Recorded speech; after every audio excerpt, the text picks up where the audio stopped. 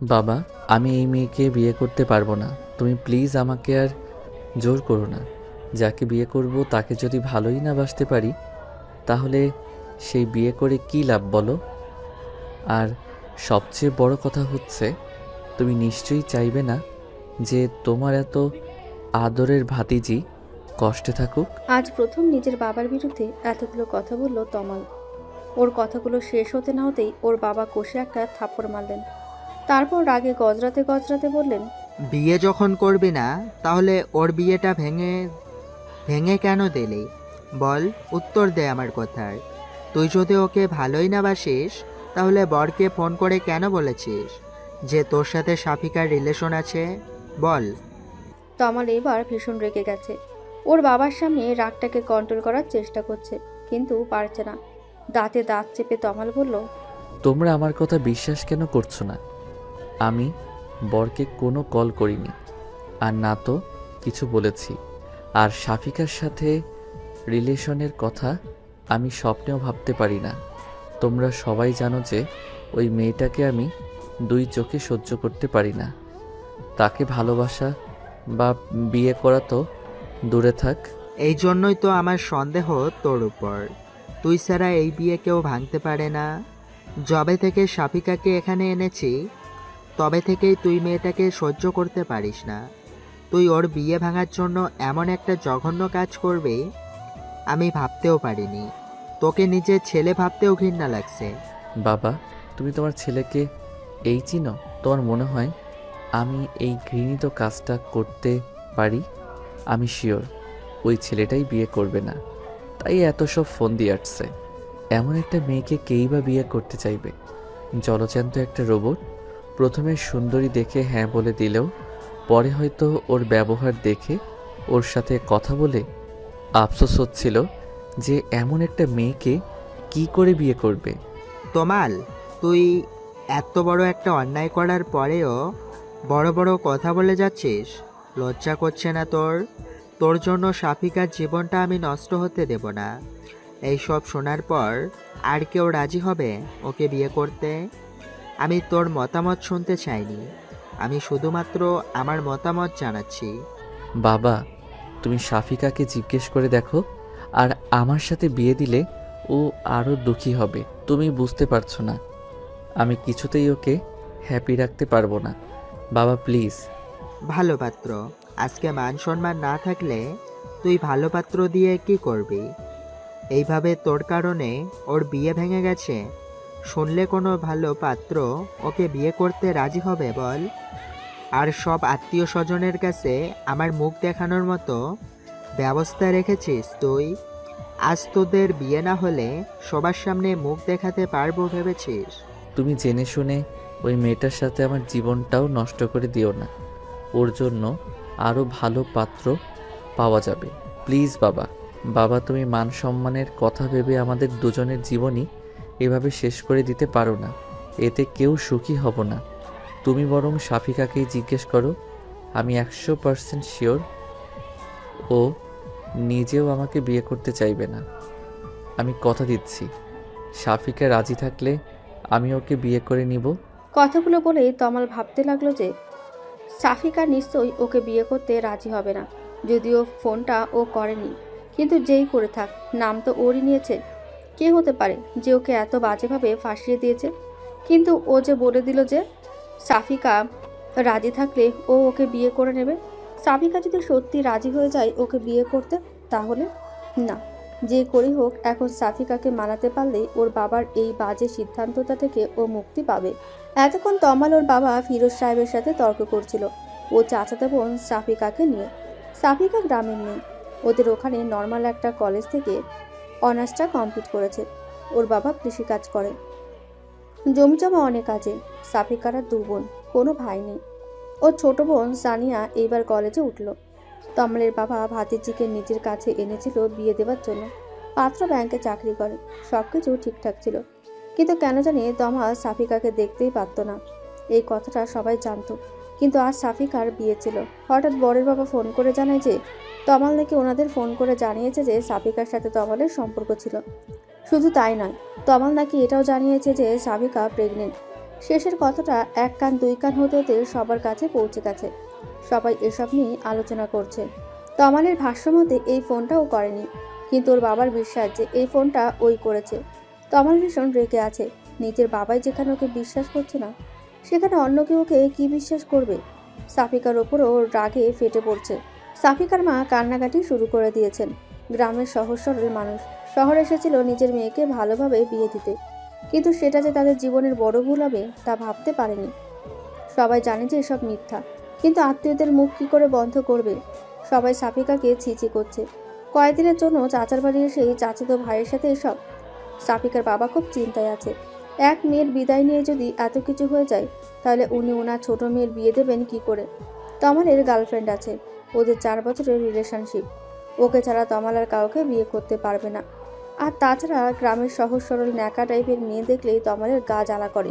এই কারণে সাফিকাকে ওর পছন্দ নয়। সবসময় বাধ্য মেয়ের মতো সবার হুকুমের আশায় থাকে। যে যা বলে তা অক্ষরে অক্ষরে পালন করে। নিজস্বতা বলতে কিছুই নেই এই মেয়ের। আর তাকে না কেউ ভালোবাসে? কতগুলো ভাবতে গা ঘিন ঘিন করে ওঠে তমালের।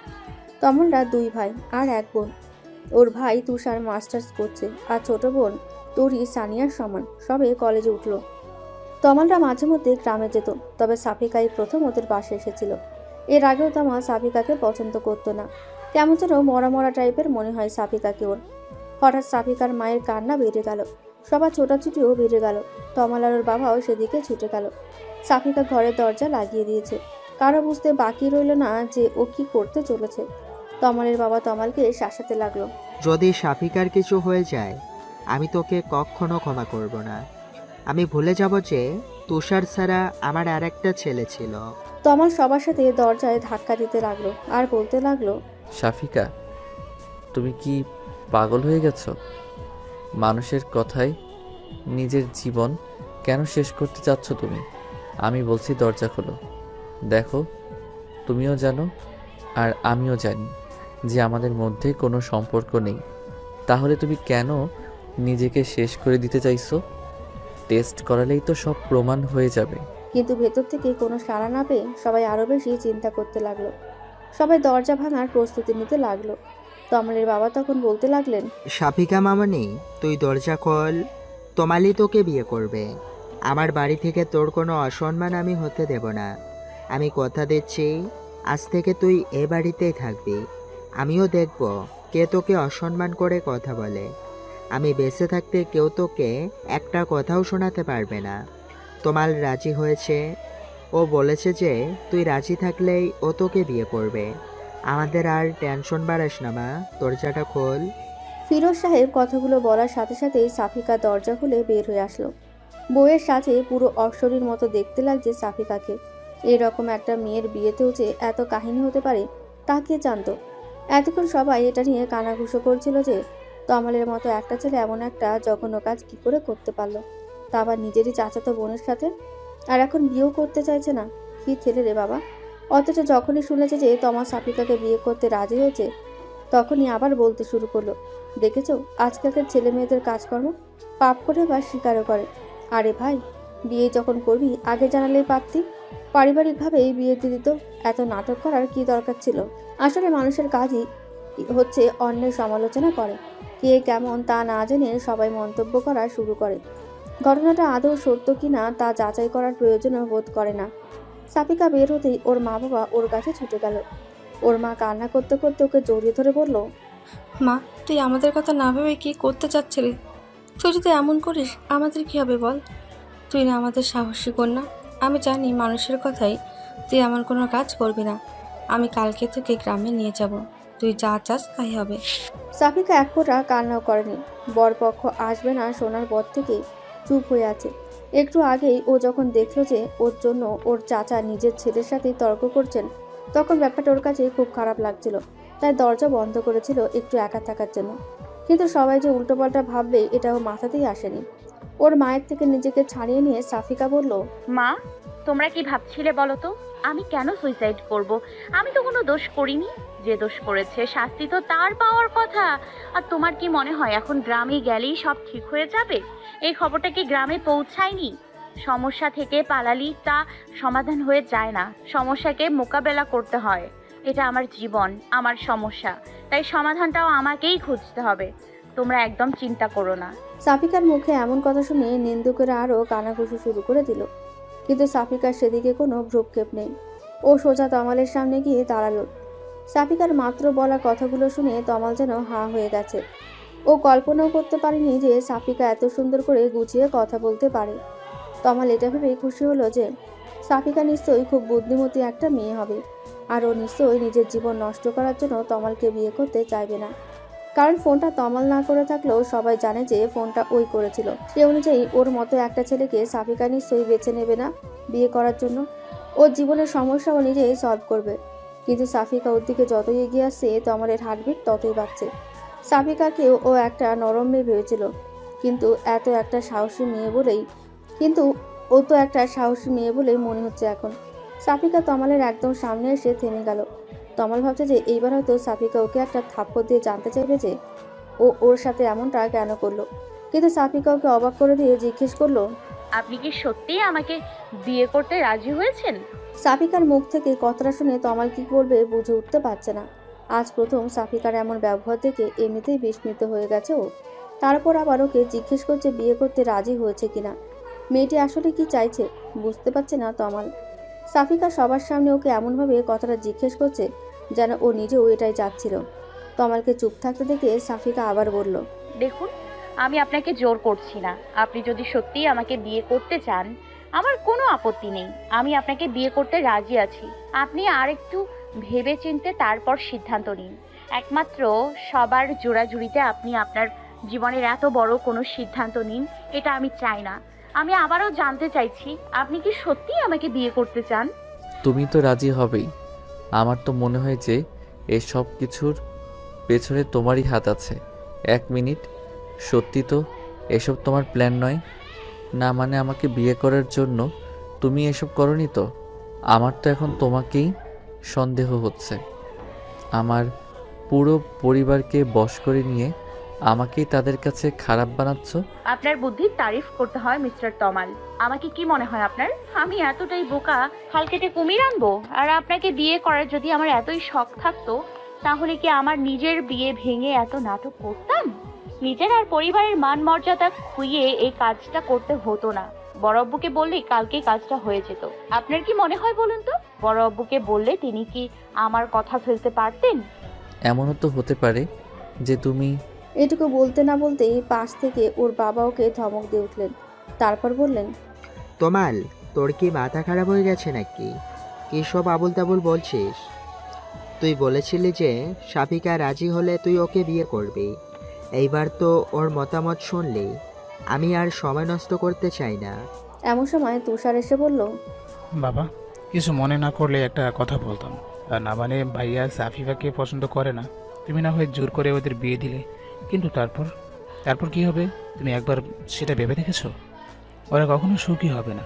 তাহলে জোর করে এই বিয়ে দেওয়ার কি মানে হয়? আমি বলেছিলাম যে ভাইয়াকে কেন জোর করতে হবে? আমি তো আছি। যদি তোমাদের কারোর কোনো আমত না থাকে তো। আর সবচেয়ে বড় কথা, সাফিফা রাজি হলে। মাথা নিচু করে কথাগুলো বলা শেষ করে তুষার সবার মুখের দিকে তাকায়। তমাল যেন আলোর দিশা খুঁজে পায়, কিন্তু ওর বাবার হুঙ্কারে সম্পিত ফিরে পায় দুই ভাই। তোমরা কি ভুলে যাচ্ছ যে তোমাদের বাবা এখনো বেঁচে আছে? আর সে তোমাদের সামনেই আছে। তুষার, তুই এর মাঝে নাক গলাবি না।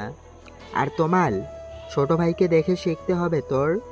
ওর যেটুকু আত্মসম্মান বোধ আছে তোর সেটুকুও নেই। আমার সিদ্ধান্তই শেষ সিদ্ধান্ত। বেশি কথা না বলে বিয়ের জন্য তৈরি হয়ে যা। তারপর তমাল ওর অনিচ্ছা সত্ত্বেও সাফিকাকে বিয়ে করে নিল। নিজের বাবা আর সাফিকাকে ও চরম শত্রু মনে হচ্ছিল। আস্তে আস্তে সবকিছু স্বাভাবিক হয়ে গেল। আত্মীয়রা সবাই এক এক করে চলে যেতে লাগলো। সাফিকার পরিবার আর ওর একমাত্র ফুকুর পরিবার রয়ে গেল। বাকি সবাই চলে গেল। রাত 10টার বেশি বেজে গেছে। সাফিকা ওর বোন সানিয়া আর তরির সাথে তমালের রুমে বসে অপেক্ষা করছে। সাফিকা এর মধ্যে বিয়ের শাড়ি পরিবর্তন করে একটা 3 পিস পরে নিয়েছে। সানিয়া আর তরি ভয়ে আছে যে তমাল যে আর সাফিকাকে আরও কি কি কথা শোনাবে কে জানে। ওর যে রাগ। তরি তো তমালকে ভীষণ ভয় পায়। ওর সামনে জোরে কথা পর্যন্ত বলে না, অথচ তুষারের সাথে কত ফ্রি। সানিয়া আর সাফিকার সাথেও তুষার অনেক ফ্রিলি কথা বলে। এই কারণে সবাই তুষার ভাইয়া বলতে পাগল। আর তমালের ধারে কাছেও কেউ যায় না ভয়ে। অথচ সেই তমালের জন্যে সাফিকাকে আজ অপেক্ষা করতে হচ্ছে। সাফিকা তরি আর সানিয়াকে উদ্দেশ্য করে বলল, তোরা চলে যা তো এখন, অনেক রাত হয়ে গেছে, গিয়ে শুয়ে পড়। আমিও শুয়ে পড়ি, উনি যখন আসুক। তোদেরকে এত রাত পর্যন্ত কে অপেক্ষা করতে বলেছে বল? আর আমারও ঘুম পাচ্ছে। সানিয়া ওকে উদ্দেশ্য করে বলল, এত কিছুর পরেও তোর ঘুম পাচ্ছে আপু? তমাল ভাইয়া তোর সাথে কেমন ব্যবহার করবে তা ভেবে তো তোর ভয় লাগছে না? আমার তো ভয়ে আত্মা শুকিয়ে যাচ্ছে, তোকে একা একা ফেলে যেতেই মন চাচ্ছে না। আচ্ছা আপু, তুষার ভাইয়াকে বড় আব্বু মানা কেন করলো? তুষার ভাইয়ের সাথে তোর তোর বিয়ে হলে কত ভালো হতো বল। সানিয়া কথাটা বলতে না বলতে তমাল রুমে ঢুকতে ঢুকতে বলল, তোমার বড় আব্বুর আমার মাথা খারাপ না করলে যে চলছিল না, সে তো আমার জীবনটা তছনছ করার জন্য উঠে পড়ে লেগেছে। আর সাথে তোমার আপুও। তোমরাও লেগে যাও আমার পেছনে, দেখো আর কি কি নষ্ট করার আছে আমার জীবনে। সানিয়া তো ভয়ে চুপসে গেল, চুপচাপ ঘর থেকে বের হয়ে গেল। তরি যাওয়ার আগে কিছুটা সাহস নিয়ে তমালকে বলল, ভাইয়া প্লিজ সাবিকা আপুকে বকাবকি করো না, এখানে আপুর তো কোনো দোষ নেই। আমি জানি না বাবা এমন সিদ্ধান্ত কেন নিলেন। যাই হোক না কেন, সাবুকা আপুকে কষ্ট দেবে না একদম, তাহলে কিন্তু ভালো হবে না। কথাগুলো বলে তরি সেখান থেকে চলে গেল। তমাল কি বলবে না বলবে বুঝতে পারছিল না। ও কিছু বলার আগে তরি আর সানিয়া রুম থেকে বের হয়ে গেল। তমাল বিছানার দিকে তাকাতেই দেখতে পেল যে সাফিকা সুন্দর করে ওর বিছানাটা দখল করে শুয়ে আছে। চোখ বন্ধ করে থাকলেও তমাল জানে যে সাফিকা এখনো ঘুমায়নি। তাই ওকে উদ্দেশ্য করে ব্যঙ্গাত্মক সুরে বলল, তোমাকে আমি সহজ সরল একটা মেয়ে ভাবতাম, কিন্তু বিশ্বাস করো তোমার মতো বেহায়া মেয়ে আমি মনে হয় জীবনে দুটি দেখিনি। আমার লাইফটা নষ্ট করে দিয়ে আমারই বিছানা দখল করে শুয়ে আছে এই মেয়েই। তোমার লাজ লজ্জা বলতে কিছু নেই, এত বেহায়া কেন তুমি? সাফিকা চোখটা খুলে তমালের দিকে তাকিয়ে স্বাভাবিকভাবেই বলল, দরজাটা লাগিয়ে দিয়েছেন কি? না হলে দেখা যাবে কে কখন রুমে ঢুকে পড়েছে। এখন তো এটা আর আপনার একার রুম না, এটা আজ থেকে আমারও রুম। বিয়ে করেছি আপনাকে, আপনার রুমটা তো আজ থেকে আমারও। সো নিজের রুমে ঘুমাবো না তো কি এখন অন্য কোথাও গিয়ে ঘুমাবো নাকি? লাইটটা অফ করে দিয়ে শুয়ে পড়ুন, লাইট জ্বালানো থাকলে আমার ঘুম আসতে চায় না। তমাল নিজের রাগটাকে আর কন্ট্রোল করতে পারছে না। সাফিকার দিকে এগিয়ে গিয়ে সাফিকার হাত ধরে টানতে লাগলো আর বলতে লাগলো, এক্ষুনি আমার রুম থেকে বের হয়ে যাবে। তোমার যেখানে খুশি থাকো গিয়ে, আমার রুমে তোমার কোনো জায়গা নেই। তোমার মতো একটা নির্লজ্জ মেয়ের সাথে আমি থাকতে পারবো না। সাফিকা এক ঝটকায় নিজের হাতটা ছাড়িয়ে নিয়ে অন্যদিকে মুখ ঘুরিয়ে শুয়ে পড়ল আর আস্তে আস্তে বলল, আমার সাথে থাকতে না চান আপনি, যেখানে খুশি সেখানে গিয়ে থাকতে পারেন, আমার কোনো আপত্তি নেই। কিন্তু আমি কোথাও যেতে পারবো না, নিজের স্বামীর পাশে থাকবো। এতে বেহায়াপনার কিছু তো দেখছি না আমি। তমাল নিজেও সাফিকার পাশে শুয়ে পড়ল আর বলতে লাগলো, কত বড় সাহস তোমার, আমার রুম থেকে আমাকেই তাড়াচ্ছ? বিয়ে হয়েছে কি মনে হচ্ছে কোনো অদৃশ্য পাওয়ার পেয়ে গেছো? আগে তো পুরো মেনি বিড়াল হয়ে থাকতে। আমার তো এখন মনে হচ্ছে যে এসবের পিছনে তোমারই হাত আছে। তুমি আমাকে ভালোবাসো, তাই না? স্বীকার কেন করছো না? বিয়ে তো করেই নিয়েছো, এইবার অন্তত নিজের ভুলগুলো স্বীকার করো। কথাগুলো বলেই তমাল সাফিকাকে নিজের দিকে ঘুরিয়ে নিল। তারপর সাফিকার চিবুকটা হাত দিয়ে ধরে বলতে লাগলো, এত তেজ কোথায় ছিল বলো তো? তোমার এই তেজ ভাঙাতে না আমার বেশি সময় লাগবে না। তোমার আসল রূপ আমি সবার সামনে এনেই ছাড়ব। Just wait and see. কথাগুলো বলেই তমাল সাফিকার চিবুক ছেড়ে দিয়ে পাশ ফিরে শুয়ে পড়ল। সাফিকা এতক্ষণ তমালের কথাই শুনছিল। এইবার সাফিকা কান্না শুরু করে দিল। আজ সারাদিন এত কিছু হয়ে গেছে, তবুও সাফিকা এক ফোঁটা কান্নাও করেনি। কিন্তু এখন ওর কান্নাগুলো যেন আর বাঁধ মানছে না, দু চোখ ছাপিয়ে আসছে। কান্না করতে করতে সাফিকা বলতে লাগলো, কেন সবাই আমাকেই দোষ দিচ্ছে বলুন তো? আপনি বরপক্ষকে ফোন করেছিলেন, আপনি বলেছেন যে আমি নাকি প্রেগনেন্ট। এ কথা শুনে কেউ আপনাকে কিছু বলেছে? একবারও আপনার দোষ দিয়েছি? কিন্তু আমাকে বলেছে, সবাই বলেছে যে আমি একটা দুশ্চরিত্রা মেয়ে, যে কিনা চাচার বাড়িতে দুদিনের জন্য এসেই নিজেকে কন্ট্রোল করতে পারিনি। এমনকি আরো কি কি বাজে কথা বলেছে যা আমি ভাষায় প্রকাশ করতে পারবো না। কিন্তু আপনাকে কেউ বলেছে কি দুশ্চরিত্রা? কেউ বলেছে যে ছেলেটা নিজেকে সামলাতে পারেনি? বলেনি, কারণ আপনি ছেলে। ছেলেরা নাকি এমনই হয়, কিন্তু মেয়েদের নাকি মানিয়ে চলতে হয়। আমার শুধু বিয়েটা ভাঙেনি, আমার সম্মান, আমার বাবা মায়ের সম্মান সবকিছু আপনি ধুলোয় মিশিয়ে দিয়েছেন। তারপরেও আমি আপনাকে বিয়ে করেছি শুধুমাত্র আমার বাবা মায়ের মুখের দিকে তাকিয়ে। আমার বাবা মা নিজের মান সম্মান বাঁচাতে আমাকে এখানে নিয়ে এসেছিল, কিন্তু কি লাভ হলো বলুন? সেই মান সম্মান তো ধুলোর সাথে মিশেই গেল। আমাকে বিয়ে দেওয়ার জন্য এখানে কেন আনা হয়েছিল আপনি কি জানেন? তমাল এতক্ষণ সাফিকার কান্না করা দেখছিল আর মনোযোগ দিয়ে ওর কথাগুলো শুনছিল। মেয়েটা নিজের সব দুঃখ কষ্ট চেপে রেখে তমালকে বিয়ে করেছে, অথচ তমাল সেই তখন থেকে ওকেই দোষ দিয়ে যাচ্ছে। কিন্তু তমাল ফোন করেনি। সাফিকাও যদি কাউকে দিয়ে ফোন না করিয়ে থাকে তাহলে ফোনটা কে করলো? বরপক্ষকে। তমাল কিছুতেই এটা মেলাতে পারছে না। তমালকে চুপ থাকতে দেখে সাফিকা আবার বলতে লাগলো, কি হলো এখন? এমন ভাঙা রেডিওর মতো থেমে গেলেন কেন? উত্তর দিন। আপনি জানেন না তাই না? এই বাসার প্রত্যেকটা মানুষ হয়তো জানে আমাকে এখানে কেন আনা হয়েছে, কিন্তু আপনি এখনো জানেন না। আপনি এত আজীব মানুষ কেন বলুন তো? কেউ আপনাকে জানায়নি নাকি আপনি নিজেই শোনার প্রয়োজন বোধ করেননি? এখনো কি জানতে চান না? তমাল বুঝতে পারছে না যে ওর কি বলা উচিত। এমন পরিস্থিতিতে ও এর আগে কখনো পড়েনি। আকাশ পরিমাণ রাগ নিয়ে রুমে ঢুকেছিল, অথচ এখন মনে হচ্ছে সাফিকার কথাগুলো শুনে ওর সব রাগ গলে পানি হতে শুরু করেছে। এমন তো হওয়ার কথা ছিল না। সাফিকা এতবার ওকে প্রশ্ন করে যাচ্ছে, অথচ চুপ করে শুধু শুনেই যাচ্ছে। কথা বলতে যেন ভুলে গেছে ও। না শুনে কি উপায় আছে? আমি চাইলেও তুমি শোনাবে, আর না চাইলেও তুমি শোনাবে। তার থেকে বলেই ফেলো তোমার কাহিনী। বাবা সেদিন কি বলেছিল জানো? আমি অতটা মনোযোগ দিয়ে শুনিনি, সবাই কথা বলছিল। তোমার কোনো কথা শোনার কোনো আগ্রহ আমার ছিল না, তাই শোনা হয়নি। আজ তো না শুনলে তুমি আমাকে ঘুমোতে দেবে না। সাফিকা কান্না করতে করতে তমালের শার্টের সাথে নাক মুখ মুছতে থাকে। তমাল সরে যেতে চাইলেও পারে না। সাফিকা টেনে ধরে ওর নাকের পানি চোখের পানিগুলো তমালের শার্টে মুছতে থাকে। তমাল নাক ছিটকায়, তবে সরতে পারে না। সাফিকা যে ওর শার্টটাকে টিস্যু বানিয়ে ফেলেছে তা বুঝতে বাকি রইল না। সাফিকার ক্ষণে ক্ষণে রং পাল্টাতে দেখে তমাল নিজেও হতবাক হয়ে গেছে। মেয়েদের কান্নাকে হয়তো এই কারণে মায়া কান্না বলে। তমালের মতো মানুষও ওর ন্যাকা কান্নার কাছে হেরে গেছে। আমাদের গ্রামেও একজন আমার বিয়ে ভেঙে দিচ্ছিল। শুধু আমাদের গ্রামের চেয়ারম্যানের ছেলে, সে আমার বাড়িতে বিয়ের জন্য প্রস্তাবও পাঠিয়েছিল। কিন্তু এসএসসি পাস একটা ছেলের সাথে অনার্স পাস করা একটা মেয়ের বিয়ে কি কোনো বাবা মা দিতে চায়? আর ওই ছেলেটা আমার একদম পছন্দ নয়। সারা দিন রাত আড্ডা নিয়ে থাকে আর বাপের টাকায় ফুটানি। এমন ছেলেকে আমি কেন? কোনো ভালো মেয়েই বিয়ে করতে চাইবে না। কিন্তু ওই যে জোর যার মুল্লুক তার, যে বিয়ে ভাঙা বন্ধের জন্য আমাকে এখানে আনলো, সেই এখানে এসেও একই অবস্থা, তাও আবার বিয়ের দিন আরেক ধাপ এগিয়ে। তমাল এতক্ষণ মনোযোগ দিয়ে ওর কথা শোনার পর বলল, তাহলে তোমার বিয়ে ভাঙার জন্য আমাকে কেন দোষারোপ করছে সবাই? এটা তো সবাই জানো যে বিয়েটা কে ভেঙেছে। আমাকে এর মধ্যে জড়ানোর কি খুব বেশি প্রয়োজন ছিল? এখানে ওরা খোঁজ পাবে কিভাবে? ওরা যাতে আমার খোঁজ না জানতে পারে সেজন্যই তো আমাকে এখানে আনা হয়েছিল।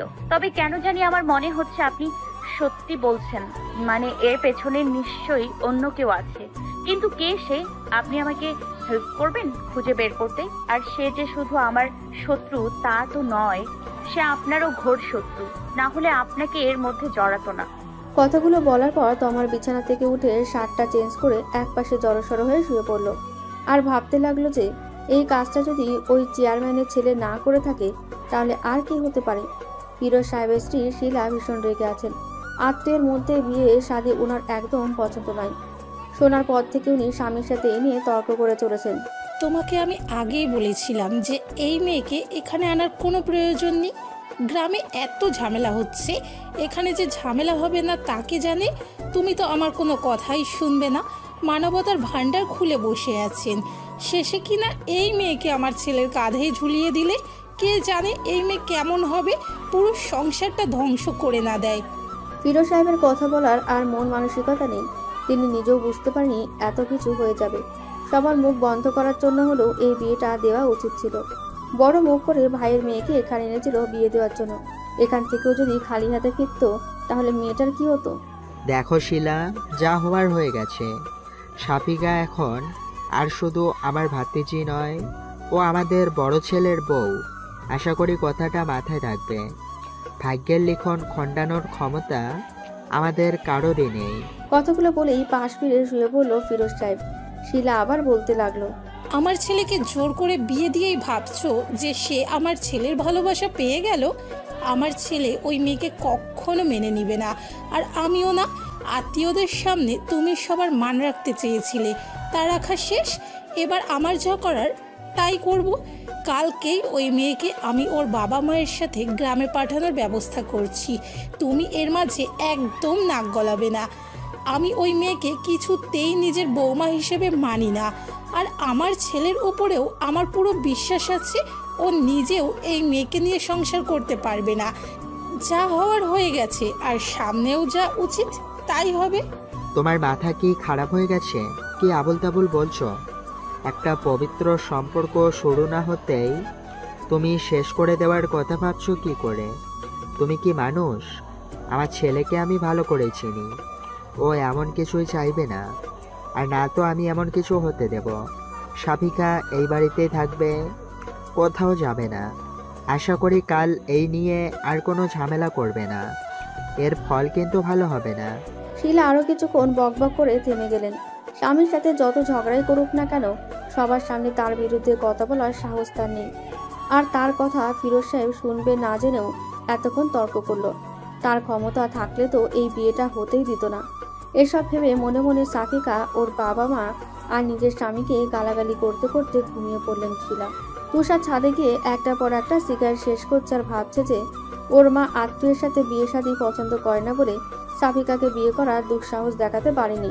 অনেকবার বলতে চেয়েও ওর বাবা মাকে বলতে পারেনি কথাটা, অথচ আজ ওর ভাইয়ের সাথেই বিয়ে হয়ে গেল। ওর মায়ের লজিক খাটলো না, অথচ নিজের পছন্দটা কেউ বিসর্জন দিয়ে দিল। নিজের ওপরেই প্রচুর রাগ হচ্ছে এখন তুষারের। একবার ওর বাবাকে বলেও দেখতো, হয়তো ওর বাবা ব্যবস্থা করত। কিন্তু আজ ওর বাবা ওর ইচ্ছে থাকা সত্ত্বেও তমালের সাথে সাফিকার বিয়ে কেন দিল সেটা ওর মাথায় আসছে না। তমাল তো সাফিকাকে মোটেও পছন্দ করে না, কিন্তু এখন তমাল যদি সাফিকার সাথে নাও থাকে তবুও তো ও সাফিকাকে পাবে না। ওর ভাগ্যটা কেন এত খারাপ হলো? সাফিকাকে এত করে মন থেকে চেয়েও ও নিজের করতে পারলো না, অথচ তমাল না চাইতেও সাফিকাকে পেয়ে গেল। যে যার কদর বোঝে না সে তার ভাগ্যেই কেন পড়ে? সাফিকা কি ভালো থাকবে তমালের সাথে? তমাল কি আদৌ ভালোবাসতে পারবে সাফিকাকে?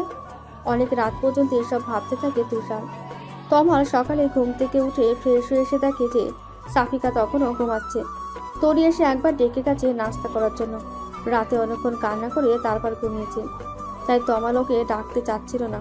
কিন্তু আবার সানিয়া ডাকতে এসেছে, তাই অনিচ্ছা সত্ত্বেও তমাল সাফিকাকে আস্তে আস্তে ডাকতে লাগলো। সাফিকার সেদিকে যেন কোনো খেয়ালই নেই যে কেউ একজন ওকে ডাকছে। হঠাৎ চোখ খুলতে তমালকে দেখতে পেয়ে লাফ দিয়ে ওঠে সাফিকা। তারপর চোখ কসলাতে কসলাতে বলতে থাকে, আপনি এখানে? ও সরি, আসলে ঘুম থেকে উঠে ভুলেই গিয়েছিলাম যে কাল আমার বিয়ে হয়েছে। তমাল রুম থেকে বের হওয়ার সময় বলতে লাগলো, ভাগ্যিস সেটা ভুলে যাওনি যে কার সাথে বিয়ে হয়েছে। কিছু বললেন মনে হয়। না, বললাম যে ফ্রেশ হয়ে তাড়াতাড়ি চলে আসো, আর যেন কাউকে পাঠাতে না হয়। বাথরুমে ঢুকে সাফিকার মনে পড়ল যে ওর সবকিছু তো তরির রুমে। সানিয়া, তরি আর ও এই কয়দিন একসাথেই থাকতো। তারপর ওই রুম থেকে বের হয়ে সাফিকা তরির রুমে চলে গেল। তমাল ডাইনিং টেবিলে গিয়ে দেখলো যে ওর কুকুরা সবাই নাস্তা করতে বসেছে। বাড়ির বড়রা সবাই বসেছে, কিন্তু ওর মা আসেনি। তার নাকি মাথা ব্যথা করছে। তমাল বুঝতে পারলো যে ওর মা কেন আসছে না। ওর মাকে ওর চেয়েও ভালো আর কেউ জানে না হয়তো। ও না গেলে যে ওর মা আসবে না তা বুঝতে পেরে ওর মাকে ডাকতে চলে গেল। ওর মায়ের রুমে ঢুকে খাবার খেতে যেতে বলতেই ওর মা বলতে লাগলো, তুইও তো শুধু তোর বাবার কথাই শুনবি, আমার কথার কি কোনো মূল্য আছে কারো কাছে? তোর বিয়ে নিয়ে আমার কত স্বপ্ন ছিল, সব শেষ করে দিলি তোরা। এখন আমাকে কেন লাগবে? যা তোর বউয়ের কাছে যা, আমাকে ডাকতে হবে না। মা, আমাকে যেন আর কিছু বলতে না হয়। তাড়াতাড়ি চলো, সবাই অপেক্ষা করছে তোমার জন্য। ফুপুরা চলে যাবে, নাটক বাদ দিয়ে চলো। শিলা বিছানা থেকে উঠে বলল, আমি যাচ্ছি, তবে ওই মেয়ে যেন আমার সামনে না আসে। ওই মেয়ের সাথে আমি এক বাড়িতে থাকতে পারবো না। ও যেন ওর বাবা মায়ের সাথে আজকেই চলে যায়। তখন ফিরোজ সাহেব এসে বললেন, সাফিকা কোথাও যাবে না। তোমাল যেখানে থাকবে সাফিকাও সেখানেই থাকবে। তুমি যদি সাফিকাকে এই বাড়িতে না রাখতে চাও তাহলে তোমালও থাকবে না। আমি ওদের বাসা ঠিক করে দেব। দেখেছিস তো তোর বাবার কথা, নিজের ভাতিজির জন্য এখনই আমাকে তোর থেকে আলাদা করে দিতে চাইছে। আমি কিন্তু মা বাবা তোমরা থামবে একটু, এখন এসব বলার সময় নয়। যা হওয়ার হয়ে গেছে, ধীরে সুস্থে বসে এসব নিয়ে আলোচনা করে সিদ্ধান্ত নেওয়া যাবে। এবার চলো। কতগুলো বলেই রুম থেকে বের হতেই দেখতে পেল যে সাফিকা দরজার সামনে দাঁড়িয়ে আছে। ওর চোখ থেকে টপ টপ করে পানি পড়ছে। তমালকে দেখে বলল, আপনাদের ডাকতে এসেছিলাম। আসলে মা একটু শক পেয়েছে, এমন আচমকা এত কিছু হয়ে গেল। তুমি কিছু মনে করো না, চলো নাস্তা করে নাও। আসলে আমার খেতে ইচ্ছে হচ্ছে না, আপনারা খেয়ে নিন, আমার ক্ষুধা লাগলে খেয়ে নিব। বলে ওখান থেকে দৌড়ে তরির রুমে চলে গেল সাফিকা। তমাল ওর পেছনে গিয়ে বলতে লাগলো, তোমরা কি শুরু করলে বলো তো? সবাই কি আমাকেই পেয়েছো জানানোর জন্য? আমাকে একটু বোঝার চেষ্টা করো। আমার মনের উপর দিয়ে কি ঝড় যাচ্ছে তা কাকে বোঝাবো? সবাই তো নিজেকে নিয়েই ব্যস্ত। তমালের কথা শুনে সাফিকা দৌড়ে গিয়ে ওকে জড়িয়ে ধরলো। তারপর বলতে লাগলো, আপনার স্ত্রী হিসেবে না হোক, অন্তত কাজিন হিসেবে হলেও আমাকে আপাতত এখানে থাকতে দিন প্লিজ। আমি এখন ওই গ্রামে যেতে পারবো না। ওখানে গেলেই ওই রিমনের অত্যাচার, আমি বাড়ি থেকে বের পর্যন্ত হতে পারি না। আর এখন তো আরো বেশি করে আমার পেছনে লাগবে, বলবে যে বাইরে এসেও আমার বিয়ে হলো না। তমাল এমনিতেই অনেক চিন্তায় আছে, তারপর আবার ওর মায়ের নতুন ঝামেলা। ওর গার্লফ্রেন্ড রিয়াকে ব্যাপারটা কি করে বোঝাবে সে চিন্তায়ও অস্থির। আর এদিকে সাফিকা আর ওর মায়ের ঝামেলা। রিয়াকে ছাড়া ও অন্য কোনো মেয়ের কথা স্বপ্নেও ভাবতে পারে না। এখন এসব সামলাবে নাকি রিয়াকে? সাফিকাকে নিজের থেকে ছাড়িয়ে নিয়ে তমাল বলল, দেখো সাফিকা, এসব ন্যাকা কান্না আমার কাছে করবে না, চুপচাপ খেতে চলো। এসব মায়া কান্না আমার কাছে চলবে না। রাতে অনেক কেঁদেছ, কিছু বলিনি, আর কিন্তু এসব চলবে না। এখানে থাকতে চাইলে আমার কথা মেনে থাকতে হবে।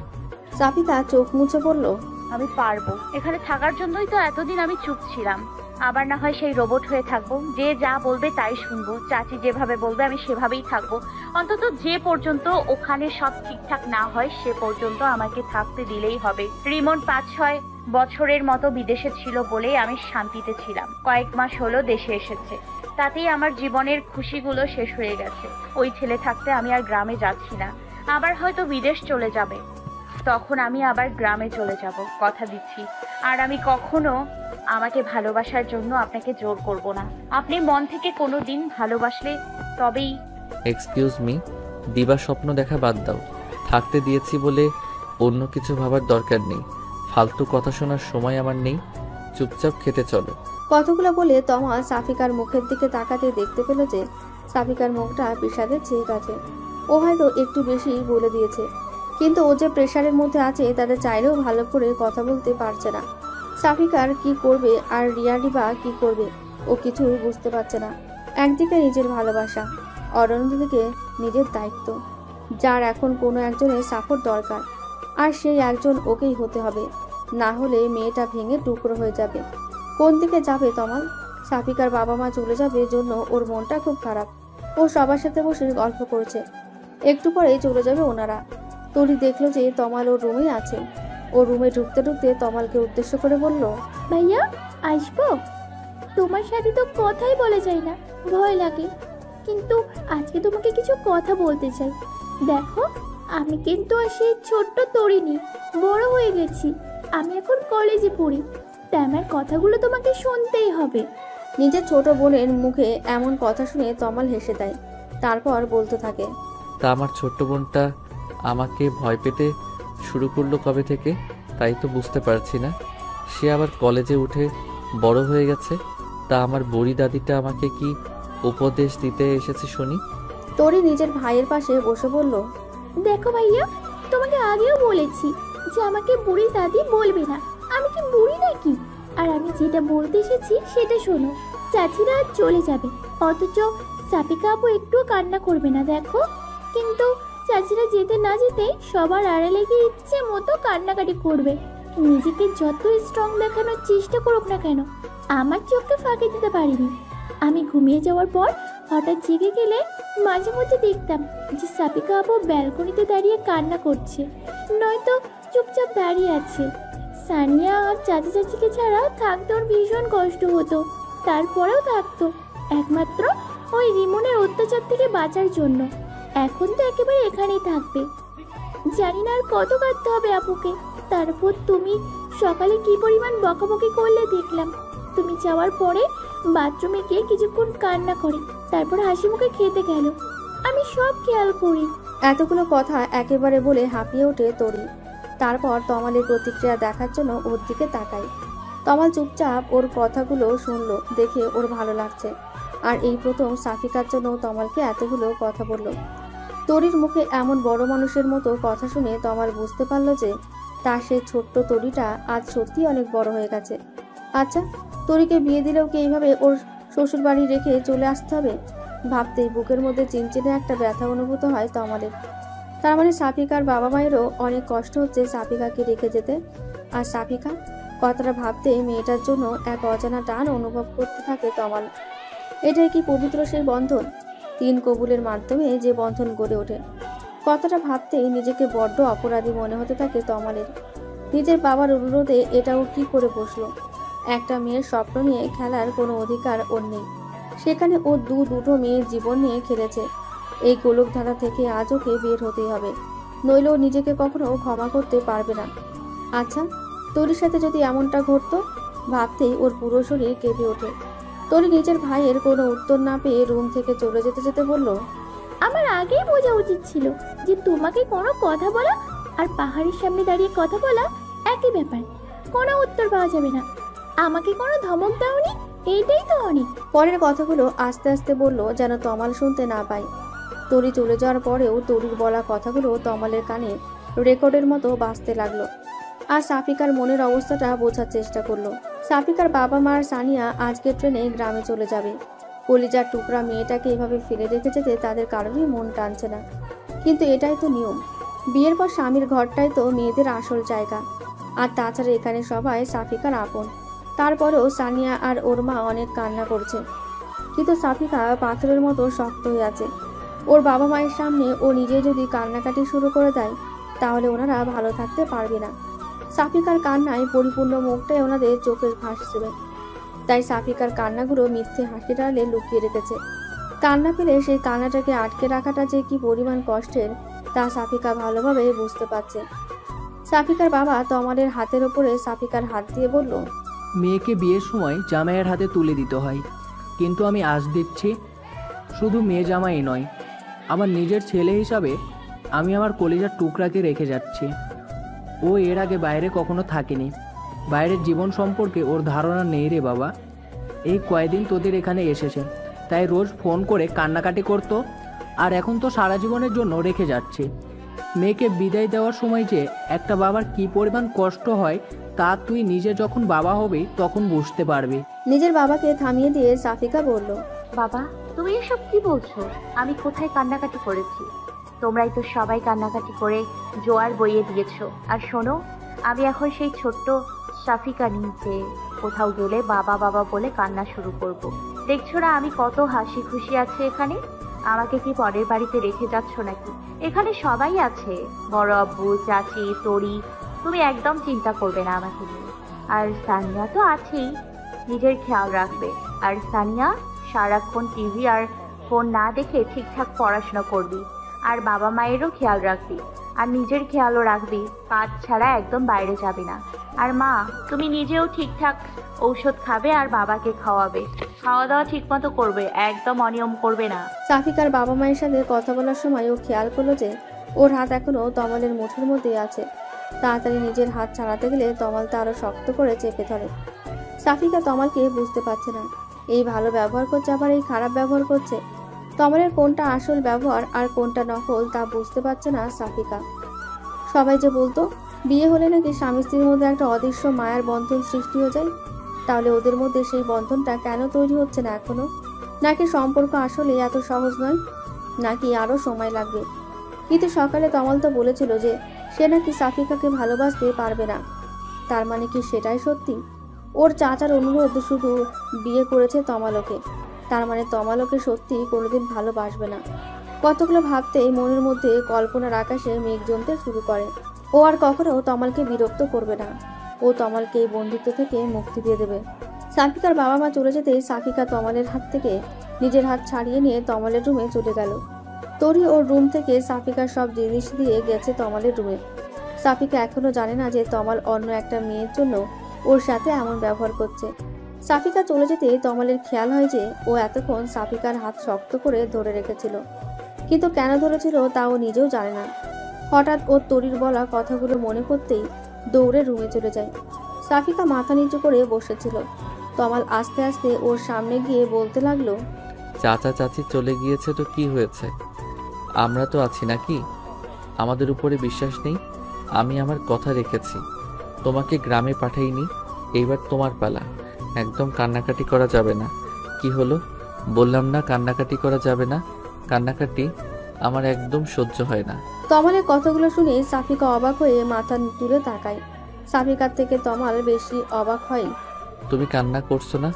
আমি তো ভেবেছিলাম যে সবাই চলে গেছে জন্য তুমি রুমে এসে কান্নাকাটি। নিজের ব্যবহারে নিজের লজ্জা পায় তমাল। সব দোষ ওই তরির। সাফিকা মৃদু হেসে তমালকে বলতে থাকে, আমি বলেছি না আমি অতটাও চিচকাদুনে নই। আপনি কি ভেবেছিলেন বলুন তো, যে মেয়েরা কান্না করছে একটু সান্ত্বনা দিয়ে আসি, তাই না? থ্যাঙ্কস আমাকে থাকতে দেওয়ার জন্য, আর সরি ফর ডিস্টার্বিং। তমাল সাফিকার চোখ মুখে কষ্টের ছাপ স্পর্শ দেখতে পাচ্ছে, অথচ মুখে বড় বড় বুলি আওড়াচ্ছে। তরি ঠিকই বলেছিল। তমাল আস্তে করে সাফিকার পাশে বসতেই সাফিকা নিজেকে গুটিয়ে নেয় এক পাশে। ওর এমন ব্যবহার দেখে তমাল বলতে থাকে, ভয় পাচ্ছ আমাকে? দেখো, সকালে কথাগুলো ওইভাবে বলতে চাইনি, কিন্তু চারপাশের প্রেসারে মাথা ঠিক ছিল না।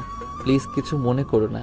ক্ষমা তো আবার চাওয়া উচিত, যা প্রাপ্য তা থেকে খুব বেশি এক্সপেক্ট করে ফেলেছিলাম। সত্যিটা বলার জন্য থ্যাঙ্কস, না হলে আমি হয়তো আরো বেশি স্বপ্ন বুনতে থাকতাম। আমি তোমাকে একটা কথা বলতে চাই।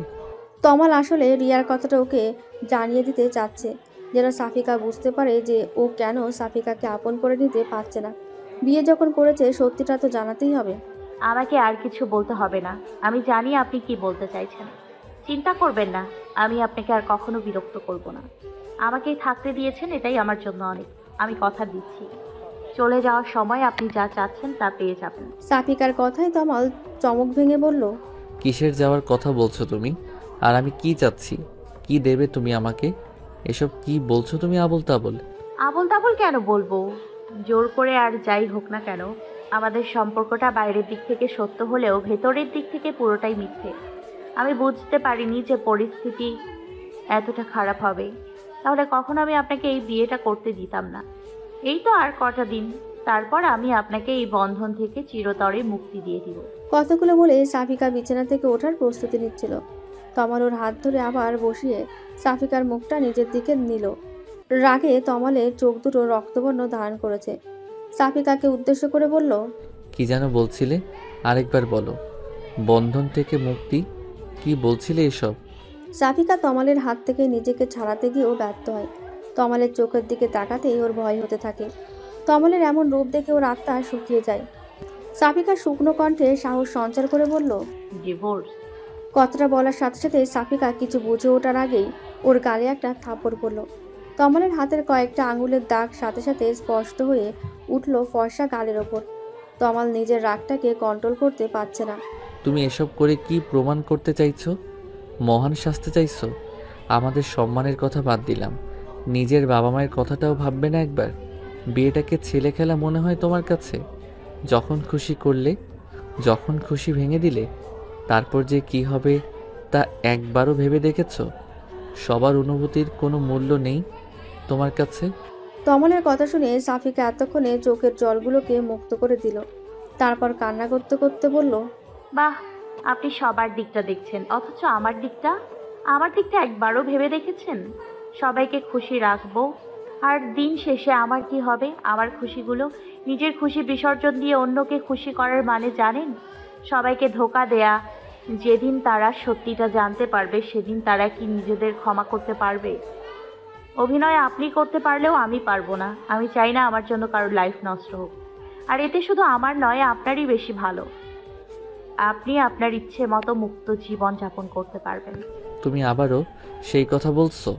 আমি তোমার সাথে আমার সম্পর্কটাকে হ্যান্ডেল করতে চাইছি, আর তুমি সব বিগড়ে দিতে চাইছো। আমার কথাটা তো আগে শুনবে নাকি? নিজের খুশি দিয়ে সব সময় সব কিছু বিচার করা যায় না, মাঝে মধ্যে নিজের খুশিটাকে বিসর্জন দিতে হয়। এটাই তো জীবন। কিন্তু আমি চাই না আপনার জন্য আপনার লাইফ। এটুকু বলতে তমাল সাফিকাকে থামিয়ে দিয়ে বলল, নেক্সট টাইম এ ধরনের কথা যেন না শুনি। আমাকে একটু বোঝার চেষ্টা করো, তাহলে নেক্সট টাইম আর এমনটা হবে না। Sorry for that. আমাকে আর কখনো রাগাবে না, আমি নিজেকে কন্ট্রোল করতে পারি না। কথাগুলো বলে বিষণ্ণ মনে রুম থেকে বের হয়ে যায় তমাল। সাফিকাকে মারাটা ঠিক হয়নি, কিন্তু রাগ কন্ট্রোল করতে পারছিল না তমাল। সবাই কত আশা করে আছে যে তমাল সাফিকার খেয়াল রাখবে, আর ওই মেয়েটা 2 লাইন বেশি বোঝে, যার কারণে এমনটা হয়ে গেল। তমালের নিজের ওপরেই প্রচুর রাগ হচ্ছে। তমাল চলে যেতে গালে হাত দিয়ে বসে থাকে সাফিকা। তমাল ওর সাথে কেন এমন করছে? না তো ওকে সহজ গ্রহণ করছে, আর না তো বর্জন করতে চাইছে। তমাল আসলে কি চায় বুঝতে পারে না সাফিকা। একজন মানুষের এত দ্রুত মুড সুইং হয় কিভাবে তা সাফিকার মাথায় আসে না। ঘুমাতে যাওয়ার আগে তমাল ভাবলো যে রিয়ার সাথে একবার কথা বলা উচিত। কাল রাত থেকে একবারও কথা হয়নি। মেয়েটা এতবার ফোন করছে, কিন্তু ফোন ধরে তমাল কি বলবে তাই বুঝতে পারছে না। তারপরেও কিছুটা দ্বিধা নিয়ে রিয়াকে কল করলো। রিয়া কল রিসিভ করেই যা বলল তা শোনার জন্য তমাল মোটেও প্রস্তুত ছিল না। বাহ তামাল, বিয়ে করে বউ নিয়ে খুব মজা করছো তাই না? আমাকে একবার জানানোর প্রয়োজনও মনে করলে না? অবশ্য আমাকে জানালে তো আর তোমার মনের আশা কখনো পূর্ণ হতো না। রিয়া, তুমি এসব কি বলছো? আমি বিয়ে করেছি এ কথা তুমি কি করে জানলে? কেন, আমাকে জানাতে চেয়েছিলে না নাকি? দুজনের জীবন নষ্ট করার দান্দায় ছিল মনে হয়। বাট তোমার সেই আশাটা আর কোনো দিন পূর্ণ হবে না। আমি সবটা জেনে গেছি। তুমি এতটা নীচ প্রকৃতির ছেলে তা আমার জানা ছিল না। আর তোমার চাচাতো বোনটাও তোমার মতোই ফার্স্ট, যেমন যেমন তেমন তেমন। তোমাদের জুটিটা বাংলাদেশের বেস্ট জুটি হওয়ার দরকার ছিল। দুশ্চরিত্র ছেলের জন্য একটা দুশ্চরিত্রাই মেড পারফেক্ট। তমাল এবার প্রচুর রেগে যায়। রিয়াকে একটা ধমক দিয়ে বলে, দেখো রিয়া, আমি তোমাকে ঠকাতে চাইনি। আমার কথাটা বোঝার চেষ্টা করো। তুমি সাফিকার চরিত্র নিয়ে কেন কথা বলছো? তুমি এসব জানলে কি করে? রাশেদ বলেছে, কাল তো নিজের চোখে সব দেখেছে আর নিজে কানে সব শুনেছে তোমাদের দুজনের কাহিনী। ওরকম মেয়ের জন্যই পুরো নারী জাতির বদনাম হয়ে যায়। অবশ্য মেয়েটাই বা কী করবে তোমাকে দেখে? আর কিছু বলার আগে তমাল রেগে গিয়ে রিয়াকে থামিয়ে দিয়ে বলে, আরেকবার সাফিকার চরিত্র নিয়ে কথা বললে আমি ভুলে যাব যে আমি তোমাকে ভালোবাসি। আমার ভাবতে অবাক লাগছে যে তুমিও আমাকে ভুল বুঝলে। আমি ভেবেছিলাম যে আর কেউ বিশ্বাস করুক বা না করুক, অন্তত তুমি আমাকে বিশ্বাস করবে। তুমি তো জানো আমি কেমন ছেলে, কিন্তু তুমিও অন্য সবার মতোই। কেন, তুমি কি ভেবেছিলে তুমি একটা মেয়ের সাথে নোংরামি করবে, তারপর কাহিনী করে তাকে বিয়ে করবে, আর আমি তোমাকে সদরে গ্রহণ করে নেব? এমনটা ভেবেছিলে তাই তো? কিন্তু তোমার সে আশায় ঘুরে বালি। আজকের পর থেকে আমার সাথে যোগাযোগ করার কথা স্বপ্নেও ভাববে না। তোমার মতো ছেলের সাথে কথা বলাও পাপ। কথাগুলো বলেই খট করে কলটা কেটে দেয় রিয়া। রাশেদ জানে যে তমাল কেমন ছেলে, তারপরেও ও রিয়াকে এসব কথা কি করে বলতে পারলো। কালকে রাশেদকে বলায় ভুল হয়েছিল, কিন্তু রাশেদ বলল আর রিয়া সেটাই বিশ্বাস করে নিল। এই চিনেছে রিয়া ওকে। ও ভেবেছিল যাকে এত ভালোবাসে সে অন্তত ওকে বুঝবে, কিন্তু রিয়া ওকে ভুল বুঝলো। এতদিন ও কাকে ভালোবেসেছে? ওর ভালোবাসা কি মিথ্যা ছিল? অন্তত আসল ঘটনা কি সেটা শুনে তারপর জাজ করতো তমালকে। কিন্তু ও রাশেদের মুখে শোনা কথাটাই বেশি গুরুত্ব দিল। রাগটাকে কন্ট্রোল করতে না পেরে হাতের ফোনটাই ছুঁড়ে ফেলে দিল। তা ছাদের ওপরে পড়তেই ভেঙে ব্যাটারি আর কভারগুলো ছড়িয়ে ছিটিয়ে পড়লো চারদিকে। তারপর ভাঙা ফোনটাকে ওখানে ফেলেই রেখে ছাদ থেকে নিজের রুমের দিকে পা বাড়ালো। রাত হলে সব কথা যেন বেশি করে মনে পড়তে থাকে। এখন যেমন সাফিকার ওর বাড়ির কথা মনে পড়ছে খুব, সানিয়ার সাথে করা খুনসুটি, ওর মা বাবার সাথে মজা করা, গ্রামের মুক্ত পরিবেশে ঘুরে বেড়ানো, সব স্মৃতিরা যেন ভিড় করেছে। এসব ভাবতে চোখের কোণা থেকে কয়েক ফোঁটা জল গড়িয়ে পড়ল। ঘুম যেন আসতেই চাইছে না। তারপর একা রুমে আরও খারাপ লাগছে। তরির ওখানে গিয়েছিল, তাড়িয়ে দিল, বলল এখন থেকে রাতে ওর রুমে নট অ্যালাউ। অথচ তমালও অনেকক্ষণ হলো কোথায় যেন গেল বের হয়ে। মনে হলো খুব জরুরি কাজ আছে। তমাল রুমে এসে দেখলো যে সাফিকা ঘুমিয়ে পড়েছে। রিয়ার সাথে কথা বলে ভীষণ রেগে আছে তমাল। রুমে এসে সাফিকাকে দেখে ওর রাগটা দ্বিগুণ হয়ে গেল। যে মেয়েটা যেন ওর জীবনে এত সমস্যা সে আরামে ওর বিছানায় ঘুমোচ্ছে, এটা যেন ওর সহ্য করতে পারছে না। তমাল রুমে এসেছে বুঝতে পেরে সাফিকা চোখ খুলে বলল, কোথায় ছিলেন এতক্ষণ? কথাটা বলতে না বলতেই তমাল যেন তেলে বেগুনে জ্বলে উঠল। কেন? তোমাকে সেই কৈফিয়ত দিতে হবে নাকি? আমার জীবনটা তছনছ করে দিয়ে নিশ্চিন্তে ঘুমাচ্ছ, আবার আমার কাছেই কৈফিয়ত চাইছো? তোমাকে মানা করেছি না আমার পার্সোনাল লাইফে একদম ইন্টারফেয়ার করবে না? একটা কথা একবার বললে কানে যায় না? তোমার মুখটা দেখলেই আমার রাগে গা জ্বালা করে। নিজের ওই মুখটা আমার থেকে লুকিয়ে রাখার চেষ্টা করবে। আমি যতক্ষণ রুমে থাকি ততক্ষণ আমার আশেপাশে থাকবে না বেশি। তোমাকে দেখলেই আমার সব কিছু এলোমেলো হয়ে যায়। কথাগুলো বলে তমাল ব্যালকনিতে চলে গেল। সাফিকা বোবার মতো ওর দিকে তাকিয়ে আছে। ও তো শুধু জানতে চেয়েছিল যে এতক্ষণ কোথায় ছিল। এটা জানতে চাওয়াটা কি খুব বড় অপরাধ? সাফিকার নিজেরও প্রচুর রাগ। এখানে আসার পর থেকে সবসময় রাগের আগুনটাকে ছাই চাপা দিয়ে রেখেছিল, কিন্তু এখন আর যেন তা চাপা থাকতে চাইছে না। তারপরও সাফিকা অনেক কষ্টে নিজেকে কন্ট্রোল করার চেষ্টা করে চোখ বন্ধ করে শুয়ে পড়ল। একটু পরেই তমাল এসে ওর পাশে শুয়ে পড়ল। সাফিকা আর একটা কথাও বলছে না। তমাল সাফিকাকে বকা দেওয়ার পর নিজেই আবার অনুতপ্ত হয়। রিয়ার রাগগুলো সব সাফিকার ওপরে চাপিয়ে দিয়ে যেন ওর রাগটা অনেকটা কমে গেছে। তাই সাফিকার সাথে কিছুটা স্বাভাবিক হওয়ার জন্য বলল, তোমাকে আমি আবারও বলছি, আমার রাগ হয় এমন কোনো কাজ করবে না।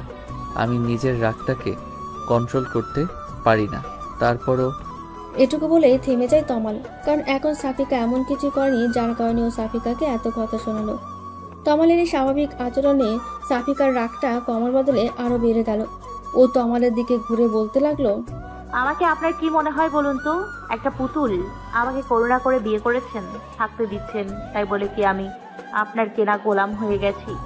যখন ইচ্ছা হবে ভালো ব্যবহার করবেন, যখন ইচ্ছা হবে খারাপ ব্যবহার করবেন। আমি কি মানুষ না নাকি? দুঃখ কষ্ট আমারও আছে। আপনি বারবার আমার জীবন তছনছ করার কথা বলছেন। আচ্ছা, আমি আপনার কি তছনছ করেছি বলতে পারবেন? আমি আপনার পরিবার থেকে আপনাকে আলাদা করে দিয়েছি, নাকি আপনার... এটুকু বলতে তমাল নিজের রাগকে কন্ট্রোল করে বলল, তুমি এখনো বুঝতে পারছো না তুমি কি তছনছ করেছো, নাকি না বোঝার নাটক করছো? আমি রিয়াকে ভালোবাসতাম, শুনেছো এবার? আমি শুধু রিয়াকেই বিয়ে করতে চেয়েছিলাম, কিন্তু শুধুমাত্র তোমার জন্য। রিয়াও আমাকে ভুল বুঝলো, অন্য সবাই আমাকে ভুল বুঝেছে। এতে আমি যতটা না কষ্ট পেয়েছি তার চেয়ে 1000 গুণ বেশি কষ্ট পেয়েছি আমি রিয়ার ব্যবহারে। ও আমাকে ভুল বুঝেছে, বুঝতে পারছো তুমি ব্যাপারটা? সাফিকা তমালের মুখে রিয়ার নাম শুনে যেন আকাশ থেকে পড়ল। ওর বুকের ভেতরটা যেন দুমড়ে মুচড়ে যাচ্ছে। তমাল ওকে পছন্দ করে না সেটাও মেনে নিয়েছিল, কিন্তু অন্য একটা মেয়ের জন্য সাফিকাকে এতগুলো কথা শোনাচ্ছে এটাও কিছুতেই মেনে নিতে পারছে না। ওর মন চাই চেক্ষুনি ছুটে গ্রামে চলে যেতে, যা হওয়ার হবে। ওখানে রিমন্ত বাইরে গেলে শুধু বিরক্ত করে, কিন্তু এখানে ঘরের মধ্যেও যে মানসিক চাপের শিকার হচ্ছে, না পারছে কাউকে বলতে আর না পারছে এসব আর সহ্য করতে। রুমের বাইরে ও চাচির কালো মুখ সহ্য করে আবার রুমের ভেতরে তমালের তিক্ততা ও আর নিতে পারছে না। আমাকে মাফ করবেন যে আমি না জেনে শুনে আপনার ভালোবাসার মাঝে ফাটল ধরিয়েছি। আমি না থাকলেই যদি আপনার সব সমস্যার সমাধান হয়ে যায়, তাহলে আমি আর সেটা বাড়াতে চাই না।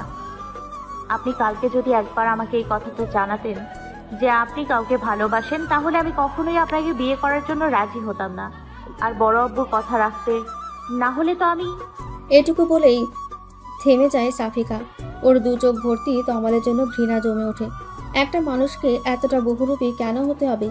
আজকে ওর বাবা মায়ের সাথে গ্রামে যেতে দিতে পারলেই হতো, তাহলে এত কথা শুনতে হতো না সাফিকাকে। এর মধ্যে তুমি আবার বাবাকে কেন টেনে আনছো? সাফিকা এখন কি করে বলবে যে তমালের বাবাই সাফিকাকেও জোর করেছিল তমালকে বিয়ে করার জন্য?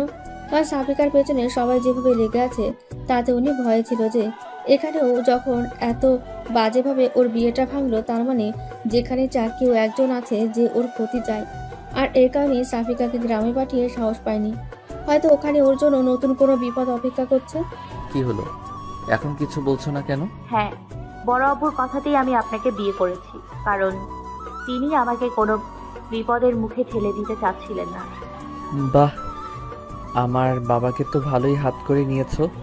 তোমাকে বিপদ থেকে উদ্ধার করতে নিজের ছেলেটাকেই জাহান্নামের দিকে ঠেলে দিলেন।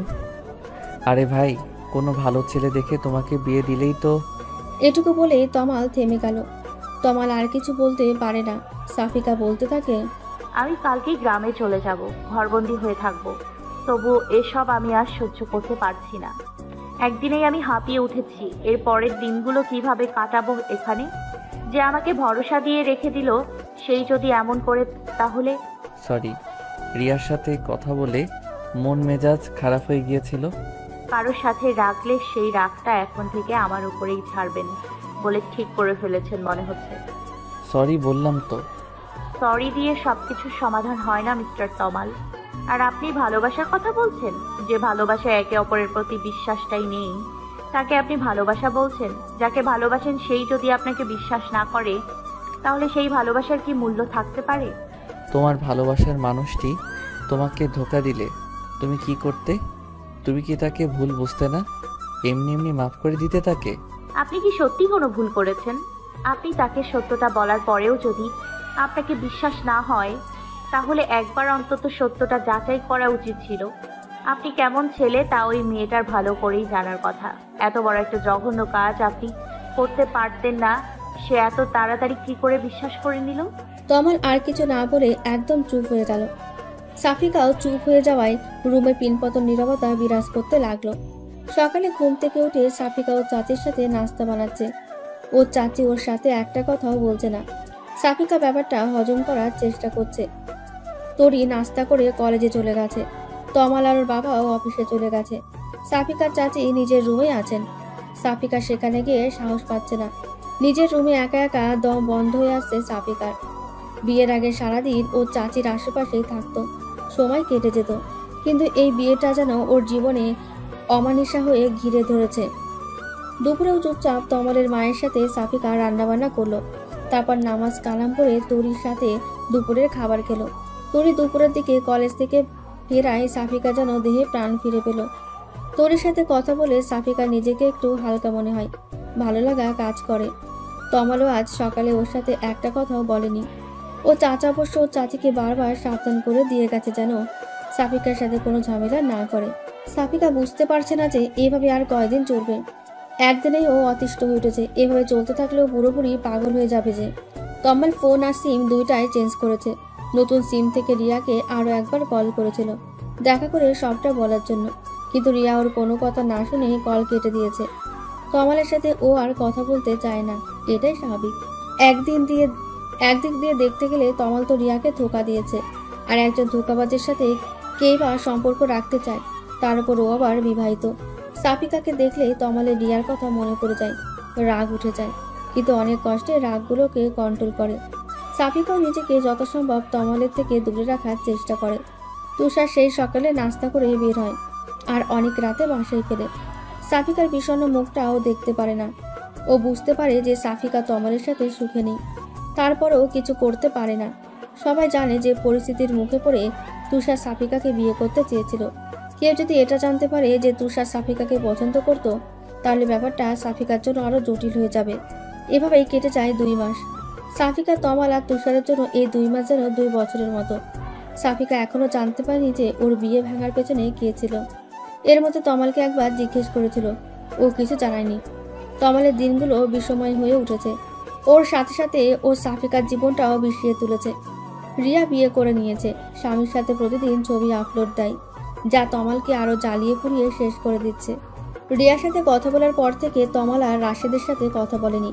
আজ কি মনে করে রাশেদের অফিসে চলে গেল দেখা করতে। তমালকে দেখে রাশেদ হাসি মুখে বলল, কি ব্যাপার, বিবাহিত জীবন কেমন যাচ্ছে? তমাল রাশেদের সামনে চেয়ারে বসে কোমল স্বরে বলল, তুই এমনটা কেন করলি? কেন মিথ্যে বললি? কারণ আমি রিয়াকে ভালোবাসতাম। আমার আর রিয়ার মাঝখানে তুই চলে এসেছিলি। আমি প্রপোজ করার আগেই তুই ওকে প্রপোজ করে দিস, আর রিয়াও রাজি হয়ে যায়। এর আগে অনেক চেষ্টা করেছি তোদের ব্রেকআপ করানোর জন্য, কিন্তু পারিনি। এইবার এমন এক চাল দিলাম, সাপও মরলো আর লাঠিও ভাঙলো না। শুধু রিয়াকেই নয়, সবাইকে মিথ্যা আমিই বলেছি। চালটা যে এভাবে কাজে লেগে যাবে বুঝতে পারিনি। তুই রিয়াকে পাওয়ার আর কোনো সুযোগই রাখলাম না। এখন রিয়া সত্যিটা জানলেও কোনো লাভ নেই। তুইও বিবাহিত আর রিয়াও। আমি রিয়াকে পাইনি, তোকেও পেতে দিলাম না। ওর কথা শুনে তমালের প্রচন্ড রাগ হতে লাগলো। যা কেউ নিজের ভাইয়ের মতো ভাবে, সেই ওকে এতটা ঘৃণা করে। ও কখনো কল্পনাও করতে পারেনি যে রাশেদ রিয়ার জন্য ওর সাথে এমনটা করবে। তার মানে এসবের পেছনে রাশেদ ছিল। ওর আর রিয়ার কারণে সাফিকার জীবনটা নষ্ট হয়ে গেল, আর ও নিজের জীবনের জন্য সাফিকাকে দোষারোপ করে যাচ্ছিল। সাফিকা সত্যিটা জানতে পারলে কি ওকে ক্ষমা করবে? কিন্তু এতে তো ওর কোনো হাত নেই। রাশেদের কথা শুনে খেপে গিয়ে তমাল ওকে মারার জন্য হাত তুলল, কিন্তু রাশেদ তমালের হাতটা খপ করে ধরে ফেলল। তারপর আস্তে আস্তে ওর কানের কাছে মুখ নিয়ে বলল, আমাকে মারলেই কি সব কিছু ঠিক হয়ে যাবে? রিয়াকে তো আর পাবি না, তবে যাকে পেয়েছিস সে তো রিয়ার চেয়েও সুন্দরী। তোর তো ভাগ্য খুলে দিয়েছি রে আমি। ওরকম রূপবতী বউ কজনার কপালে জোটে বল? তমাল নিজের রাগটাকে কন্ট্রোল করে বলল, সাফিকার সম্পর্কে আর একটা কথাও বলবি না। তোর মতো মানুষের মুখে ওর মতো নিষ্পাপ মেয়ের নাম মানায় না। রাশেদ মুস্কি হেসে বলল, বাহ, বউকে অনেক ভালোবাসিস মনে হচ্ছে। তাহলে তো রিয়ার কথা এতদিনে ভুলে যাওয়ার কথা। আমি তো ভাবলাম যে আমাকে থ্যাঙ্কস দিতে এসেছিস। ওফ, সরি। তুই তো এর আগে জানতিই না যে এসব কিছুর পেছনে আমিই ছিলাম। এখন সত্যিটা লুকিয়ে কোনো লাভ নেই, তাই বলে দিলাম। আর কি যে আনন্দ লাগছে। তুই আমাকে কখনো বন্ধু ভাবিসনি, তাই না? ভাবতাম, তবে রিয়ার সাথে রিলেশনের আগে সবচেয়ে কাছের মানুষ ভাবতাম তোকে, নিজের ভাইয়ের মতো। কিন্তু রিয়াকে যখন প্রপোজ করলি তখন থেকে তুই আমার শত্রু হয়ে উঠেছিলি। আর তোর চাচাতো বোনের বিয়েতে আমাকে জড়িয়ে আরও বড় ভুল করেছিলি। তাদেরকে তোর সম্পর্কে মিথ্যেগুলো আমিই বলেছিলাম। তারা বিশ্বাস না করে কোথায় যাবে বল? কলটা তো তোর নাম্বার থেকেই করেছিলাম। তোর বাবা কি এমনি এমনি তোর সাথেই সাফিকার বিয়ে দিতে চাইছিল? কারণ তিনি তো এটাই জানেন যে কলটা তুইই করেছিলি। বলে আবার হাসতে লাগলো রাশেদ। তমাল রাগে কথা বলার শক্তিটাও যেন হারিয়ে ফেলেছে। নিজের হাতটা মুঠো করে জোরে করে রাশেদের টেবিলে মারতেই টেবিলের ওপরের কাঁচটা টুকরো হয়ে গেল, আর তমালের হাতের মধ্যেও কাঁচের কয়েকটা টুকরো বিঁধে গেল। ওই অবস্থাতেই তমাল রাশেদের অফিস থেকে বের হয়ে গেল, আর শেষ একটা কথাই বলল, কাজটা তুই মোটেও ঠিক করিসনি রাশেদ। এই পাপের শাস্তি তোকে পেতেই হবে। এতগুলো জীবন নষ্ট করে তুই কখনো সুখী হতে পারবি না। রাশেদ ওর কথা শুনে তখনও হাসছে আর বলল, ক্যাশটা না হয় আমি পাল্টে নেব, কিন্তু তোর জীবনটা তো আর তুই পাল্টাতে পারবি না। রাশেদের ওখান থেকে বের হয়ে তমাল হাতের ব্যান্ডেজ করে বাসায় চলে গেল। অফিস থেকে আজ দুপুরেই বের হয়েছিল, তাই আজ তাড়াতাড়ি বাসায় ফিরল। আর অফিসে যাওয়ার মুড ছিল না। সাফিকা খাওয়া দাওয়া শেষে একটু শুয়েছিল।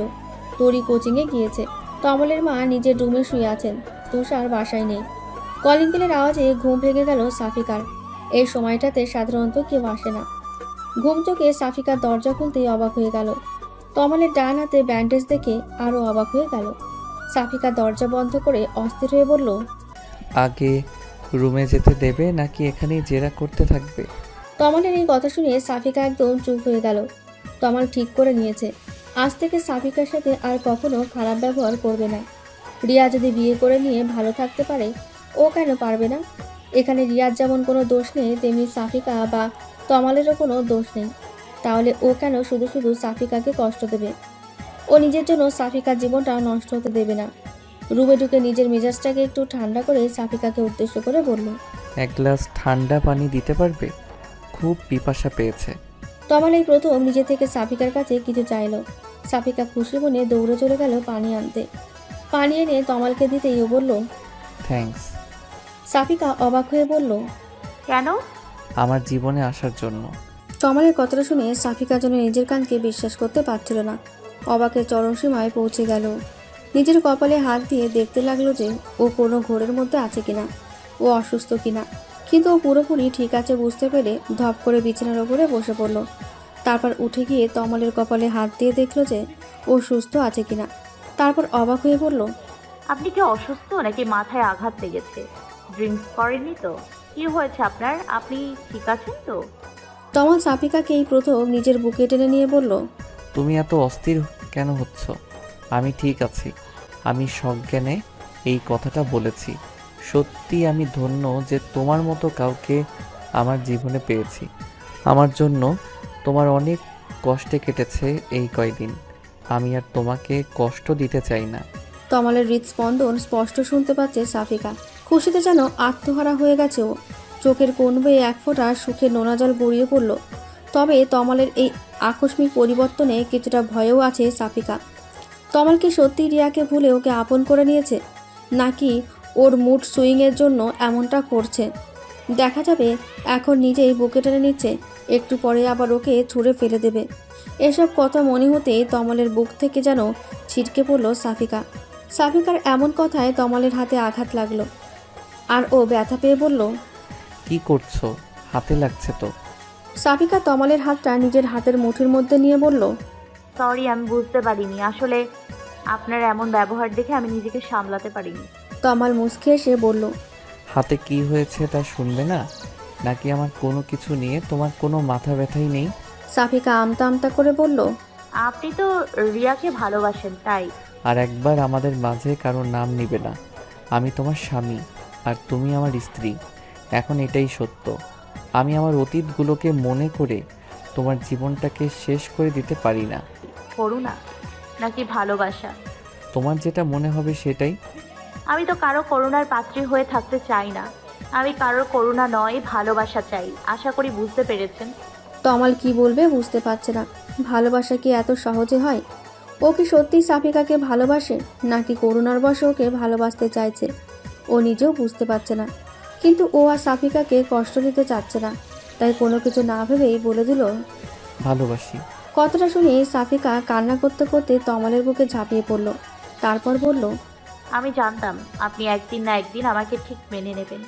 বিয়ের বন্ধনটা যে এমনই শক্ত বন্ধন, যা নির্দয়ের মনেও ভালোবাসা সঞ্চার করে দেয়। এটা যে পবিত্র একটা বন্ধন, বিশ্বাস করুন। আমার এতদিনের সব কষ্টগুলো হাওয়ায় মিলিয়ে গিয়েছে আপনার একটা কথাতেই। কথা দিন, আর কখনো আপনি আপনার সিদ্ধান্ত বদলাবেন না, আর কখনো আমাকে কষ্ট দেবেন না। তমাল ভাবতেই পারেনি যে সাফিকা ওকে এত সহজে গ্রহণ করে নেবে। ও ভেবেছিল যে সাফিকাকে মানাতে ওকে অনেক কাঠখড় পোড়াতে হবে। অনেক খারাপ ব্যবহার করেছে এই কয়েকদিনে। তমাল সাফিকাকে নিজের বুকে আরও শক্ত করে চেপে ধরে বলল, কথা দিচ্ছি, আর কখনো তোমাকে কষ্ট দিব না। তোমার ভালো থাকাই আমার ভালো থাকা, তোমার খুশি আমার খুশি। আর আমার দুঃখগুলো, কষ্টগুলো, সেগুলোর ভাগ নেবেন না। তবে আমি তোমার জীবনে দুঃখ কষ্টটাকে আর আসতে দিব না। আমি চাই আর কোনো কষ্ট যেন তোমাকে ছুতে না পারে। তমাল যেমন ভাবতে পারেনি যে সাফিকা এত তাড়াতাড়ি সব মেনে নেবে, তেমনি সাফিকাও ভাবতে পারেনি যে তমাল ওকে এত তাড়াতাড়ি ভালোবেসে ফেলবে। সন্ধ্যা থেকে তমালের ভীষণ জ্বর, বিছানা ছেড়ে উঠতে পারছে না। একে তো হাতের ব্যথা, তার উপরে জ্বর। দুপুরেও কিছুই খায়নি, বলেছে যে দুপুরে বাইরে খেয়ে এসেছে। রাতে তুষার ওষুধ এনে দিল, সাফিকা স্যুপ বানিয়ে খাইয়ে দিল, তারপর ওষুধ খাইয়ে দিল, তবুও জ্বর কমার নাম নেই। রাতের সাথে সাথে জ্বরও যেন বাড়ছে। সাফিকা একটা টুল নিয়ে তমালের মাথার কাছে বসে জলপট্টি দিয়ে দিচ্ছে। যতক্ষণ জলপট্টি দিচ্ছে ততক্ষণ একটু নীরব থাকে তমাল। জলপট্টি দেওয়া বন্ধ করলে তমাল ছটফট করতে থাকে। সাফিকা নিজের ঘুম বাদ দিয়ে তমালের কপালে জলপট্টি দিয়ে দিচ্ছে। বারবার ঘুমে ঢুলে পড়ছে সাফিকা। তারপরেও রাত জেগে তমালের সেবা করে যাচ্ছে। জ্বরে তমালের যেন কোনো হুঁশ নেই, মরার মতন পড়ে আছে। মাঝরাতের দিকে তমালের হুঁশ ফেরে, জ্বর কিছুটা কমেছে, তবে শরীরটা ভীষণ দুর্বল। উঠে বসার মতো শক্তিটুকুও যেন নেই। ও দেখে যে ওর পাশেই বিছানার ওপর হাতের ওপর মাথাটা দিয়ে ঘুমিয়ে আছে সাফিকা। সাফিকার মুখটা আজ ভালো করে খেয়াল করে তমাল। কি যেন এক মায়ায় আচ্ছন্ন হয়ে আছে সাফিকার মুখটা, যা তমালকে বারবার আকর্ষণ করছে। এতদিন এই মায়ায় কেন পড়েনি তমাল? নাকি এতদিন সাফিকাকে কখনো ভালো করে দেখেইনি? তমাল বিছানা থেকে নামতে গিয়ে আবার বিছানার ওপর বসে পড়ে। শরীরটা যেন উঠতে সায় দিচ্ছে না। সাফিকাকে ডাকতে গিয়েও ডাকে না তমাল। পুরোপুরি হুঁশ না থাকলেও তমাল এটা বুঝতে পেরেছে যে সাফিকা নিজের ঘুম বাদ দিয়ে সারা রাত ওর সেবা করেছে। সাফিকার কপালের ওপর থেকে চুলগুলো সরাতেই তমালের হাতে স্পর্শ পেয়ে ঘুম ভেঙে যায় সাফিকার। সাফিকা এক লাফে টুল থেকে উঠে পড়ে। তারপর তমালের সামনে গিয়ে ওর কপালে হাত দিয়ে দেখে যে জ্বর অনেকটা কমে গেছে। তমাল হেসে ফেলে, তারপর বলে, আমি ঠিক আছি। বিছানায় শোয়া বাদ দিয়ে তুমি টুলের উপরে কেন ঘুমাচ্ছিলে? সাফিকা তমালের কপাল থেকে হাত সরিয়ে নিয়ে বলতে থাকে, না মানে কখন ঘুমিয়ে পড়েছি বুঝতে পারিনি। আপনার এখন কেমন লাগছে? বিছানা থেকে উঠেছেন কেন? আমার এখন একটু ভালো লাগছে। বউয়ের সেবায় স্বামী সুস্থ না হয়ে পারে? আমি তো ভাবলাম যে ভয়ে তুমি আমার পাশে শওনি, আমার জ্বরটা যদি তোমারও হয়ে যায়। বলেই আবার হাসতে থাকে তমাল। সাফিকা লাজুক একটা হাসি দিয়ে বলে, জ্বর কি ছোঁয়াচে রোগ নাকি যে আপনার পাশে থাকলেই আমারও হয়ে যাবে? আর সেই ভয় থাকলে রাত জেগে কি আর আপনার সেবা করতাম নাকি? জ্বর হলে কি মানুষ মারা যায় নাকি? সামান্য জ্বরেই যদি তুমি এত সেবা যত্ন করো, তাহলে বড় কোনো অসুখ হলে তো আর সেবাই করতে চাইবে না। সব সেবা এখনই দিয়ে দিবে মনে হচ্ছে। আপনি এত রাতে বিছানা থেকে উঠেছেন কেন? দেখেছো, তোমার সাথে কথা বলতে গিয়ে বাথরুমে যাওয়ার কথাও ভুলে গেছি। এই সাহায্যটা আশা করি করবে। বলুন, আমি নিয়ে যাচ্ছি। বলে সাফিকা তমালের হাতটা ধরে বাথরুমের ভেতরে নিয়ে যায়। তারপর ও বের হয়ে আসে আর ভাবতে থাকে যে তমাল সত্যি একা যেতে পারছিল নাকি ইচ্ছে করে ওকে নিয়ে যেতে বলল। তমাল বাথরুম থেকে বের হওয়ার পর সাফিকা আবার ওর হাত ধরে বিছানা পর্যন্ত নিয়ে আসে। তারপর বিছানায় শুয়ে তমাল পেটে হাত দিয়ে বলতে থাকে, জ্বর তো চলে গেছে, কিন্তু পেটের মধ্যে যে ইঁদুর ছুঁচোগুলো দৌড়াচ্ছে সেগুলো তাড়াতে পারলে আরও ভালো হতো, কিন্তু এত রাতে কাউকে বিরক্ত করতে চাচ্ছিলাম না। কথাটা বলে তমাল সাফিকার দিকে তাকায়। সাফিকা তমালের কথার মানে বুঝতে পেরে বলে, আপনি কিছুক্ষণ অপেক্ষা করুন, আমি আসছি। বলে সাফিকা রুম থেকে বের হয়ে যায়। তমাল সাফিকাকে উদ্দেশ্য করে বলে, দেখো, ফ্রিজে যা থাকে তাই নিয়ে আসো, একটা কিছু হলেই চলবে।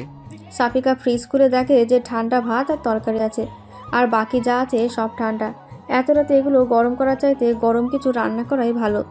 সাফিকা রান্নাঘরের দরজাটা বন্ধ করে দেয় যেন কারোর কোনো অসুবিধা না হয়। এত রাতে সবাই ঘুমোচ্ছে। তারপর নুডলস সেদ্ধ করে ফ্রিজ থেকে আগে থেকে কেটে রাখা পেঁয়াজ মরিচ দিয়ে আর ডিম দিয়ে নুডলসটা রান্না করে তমালের জন্য নিয়ে যায়। সাফিকা রান্নাঘর থেকে বের হতে দেখতে পায় যে তুষার ফ্রিজ থেকে ঠান্ডা পানি বের করে খাচ্ছে।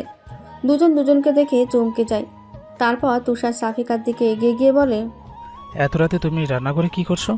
সাফিকা আমতা আমতা করে বলল, আপনার ভাইয়ের ক্ষুধা পেয়েছে তাই, আসলে রাতেও কিছু খাইনি। এখন কি অবস্থা ভাইয়ার? জ্বর কি কমেছে? হ্যাঁ, এখন একটু সুস্থ। তাই বলে তুমি এত রাতে রান্না করবে? ভাইয়ার কি জ্ঞান কাণ্ড বলে কিছু নেই? এত রাতে তোমার রান্না করতে পাঠিয়েছে? সাফিকা তাড়াতাড়ি করে তুষারকে বলতে থাকে, আরে উনি কিছু রান্না করতে বলেনি, আমি রান্না করলাম। ভাবলাম ঠান্ডা খাবার খাওয়ার থেকে কিছু রান্না করে দিই। ফ্রিজে কি খাবার নেই নাকি? গরম করে দিলে তো হয়, আবার রান্না করতে হবে? আস্তে। এ কথা বলতে না বলতেই সাফিকা দেখতে পায় যে তমাল রুম থেকে বের হয়ে এসেছে। সাফিকা ওর হাতের ট্রেটা পাশের টেবিলের ওপর রেখে তমালের দিকে এগিয়ে যায়। তমাল তুষারকে দেখে জিজ্ঞেস করে, তুই এত রাতে এখানে কি করছিস? আমি পানি খেতে এসেছিলাম, দেখলাম সাফিকা এত রাতে রান্না করছে। তা তুমি এখানে কি করছো? হ্যাঁ, আমি ঠিক আছি। তোকে না বলেছি সাফিকাকে এখন থেকে ভাবি বলবি? আগে যাই বলতি না কেন, এখনও তোর ভাবি, সো ভাবি বলবি। তারপর সাফিকাকে উদ্দেশ্য করে বলল, আর তুমি এত রাতে আবার কি রান্না করতে গিয়েছো? তুষার আর কিছু না বলে ওখান থেকে চলে গেল। সাফিকা তমালকে ধরে রুমে নিয়ে যেতে যেতে বলল, আপনি আবার বিছানা থেকে নেমেছেন কেন? আমি তো যাচ্ছি। আমি কি তোমাকে রান্না করতে বলেছি নাকি? আচ্ছা, কথা না বলে চুপচাপ এখানে বসুন, আমি খাবারটা নিয়ে আসি। তারপর নুডলস এনে চামচ দিয়ে তমালকে খাইয়ে দিতে লাগলো সাফিকা। তমাল চামচটা সাফিকার মুখের দিকে দিয়ে বলল, আমি একাই খাবো নাকি? তুমিও খাও। এত কষ্ট করে রান্না করলে একটু টেস্ট করে দেখবে না? সাফিকা নিজের মুখ সরিয়ে নিয়ে তমালকে বলল, আমি তো রাতে খেয়েছি, আপনি খান। আর আমার রান্নার টেস্ট আমার জানা আছে। তমাল জোর করে সাফিকাকে খাইয়ে দিয়ে বলল, আমার সাথে খাও এখন। আমার বউয়ের হাতে রান্না যে এত সুস্বাদু তা তো আগে জানতাম না। সাফিকা মুখের খাবারটা শেষ করে নিয়ে বলল, আগে কি আমাকে বউ ভেবেছেন? আমাকে তো শুধুমাত্র একটা সমস্যা মনে করেছেন, আর সমস্যা মানেই তো বিরক্তিকর জিনিস। ওকে, নেক্সট টাইম আমার বউকে বউ হিসেবেই দেখব, আর তার সব দিকেই খেয়াল রাখবো। এখন এটাই যে আমার দায়িত্ব। এতদিন তো কোনো অন্ধকারে ডুবেছিলাম, আজ আলোর দিশা খুঁজে পেয়েছি। সেই আলোয় আমি আমাদের বাকি জীবনটা আলোকিত করে নিতে চাই। খাওয়া শেষ করে সাফিকাও তমালের পাশে শুয়ে পড়ল। তমালের জ্বর কিছুটা কমলেও ওর শরীরের উত্তাপ সাফিকা অনুভব করতে পারছিল। সকালে তমাল অনেকটা সুস্থ হয়ে উঠলেও তমালের মা বাবা ওকে অফিসে যেতে বারণ করলো। তমালও অফিস থেকে একদিনের ছুটি নিয়ে নিল। ওর হাতে কি হয়েছিল তা এখনও কেউ জানে না। আর আশ্চর্যের ব্যাপার হচ্ছে কেউ কিছু জানতেও চায়নি। ব্যাপারটা তমালের জন্য ভালোই হয়েছে, না হলে সবাইকে মিথ্যা বলতে হতো। সত্যিটা তো আর বলা যাবে না। হাতে ড্রেসিং করানোর জন্য তমাল হাসপাতালে যাবে শুনে সাফিকা ওর পিছু নিল। তমালের অনিচ্ছা সত্ত্বেও সাফিকার অনুরোধ ফেলতে পারল না। সাফিকা আজ প্রথম তমালের সাথে বাইরে বের হয়েছে। এক রিকশায় দুজন পাশাপাশি বসেছে। এ যেন এক অন্যরকম অনুভূতি। পাশাপাশি বসেছে। সাফিকার স্বপ্নগুলো যেন পূরণ হতে চলেছে এক এক করে। তমালের সাথে রিকশায় যেতে ভালোই লাগছে ওর কাছে।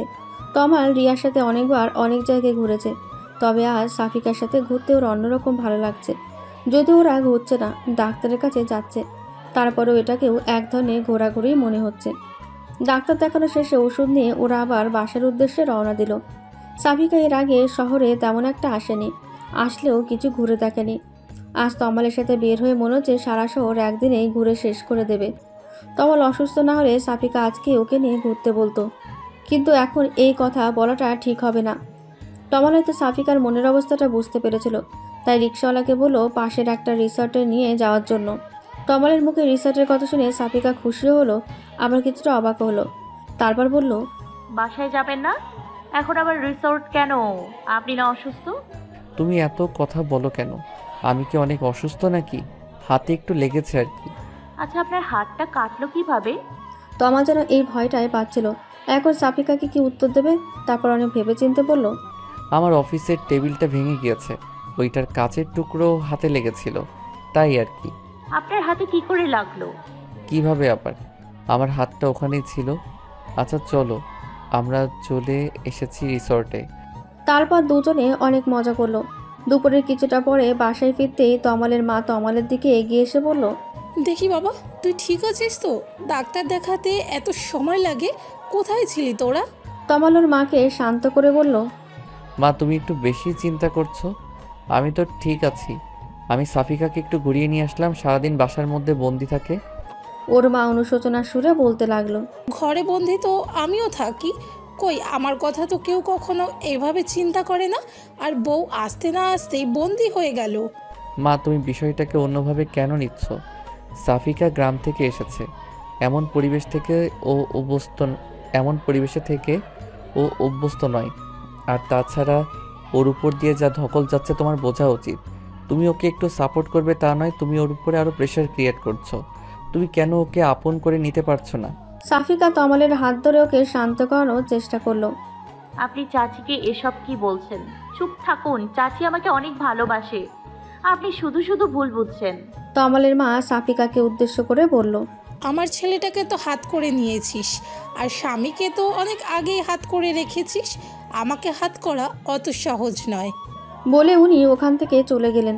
তমাল নিজের মাকে বোঝানোর ব্যর্থ হয়ে সাফিকার সাথে রুমে চলে গেল। সাফিকার মনটা খারাপ হয়ে গেল। ওর জন্য ওর চাচি তমালকে ভুল বুঝছে, আর তমালেরও ওর মায়ের সাথে সম্পর্ক নষ্ট হয়ে যাচ্ছে। এভাবে চলতে দেওয়া যায় না।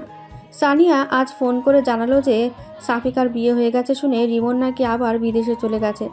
কথাটা শুনে সাফিকা যেন খুশিতে লাফিয়ে উঠল। তমাল অনেকদিন পর সাফিকাকে এত খুশি দেখে জিজ্ঞেস করলো, কি ব্যাপার আজ এত খুশি?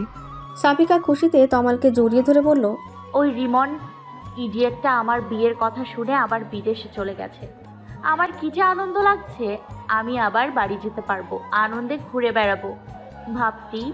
ভাবতেই ভালো লাগছে। তমাল সাফিকার কাঁধে হাত রেখে বলল, আমাকেও নেবে নাকি একাই পারি জমাবে? তমালের কথা শুনে সাফিকা যেন মেঘ না চাইতে জল পেয়ে গেল। খুশির পরিমাণ দ্বিগুণ করে বলল, আপনি যাবেন আমার সাথে? তুমি নিলে তো যেতেই পারি। আগে ছিল দাদু বাড়ি, এখন তো শ্বশুর বাড়ি, যেতে তো হবেই। তবে কিছুদিন ওয়েট করতে হবে। পারবে তো? খুব পারবো। তারপর সাফিকা দিন গুনতে শুরু করলো যে কবে বাড়ি যাবে। সাফিকার অপেক্ষার প্রহর শেষ হয়েছে। কয়েক মাস পর ও নিজের গ্রামে ফিরবে। তমালের অফিসে কিছুদিনের ছুটি হয়েছে পুজোর, আর এই ছুটিটাকে ও কাজে লাগাতে চায়।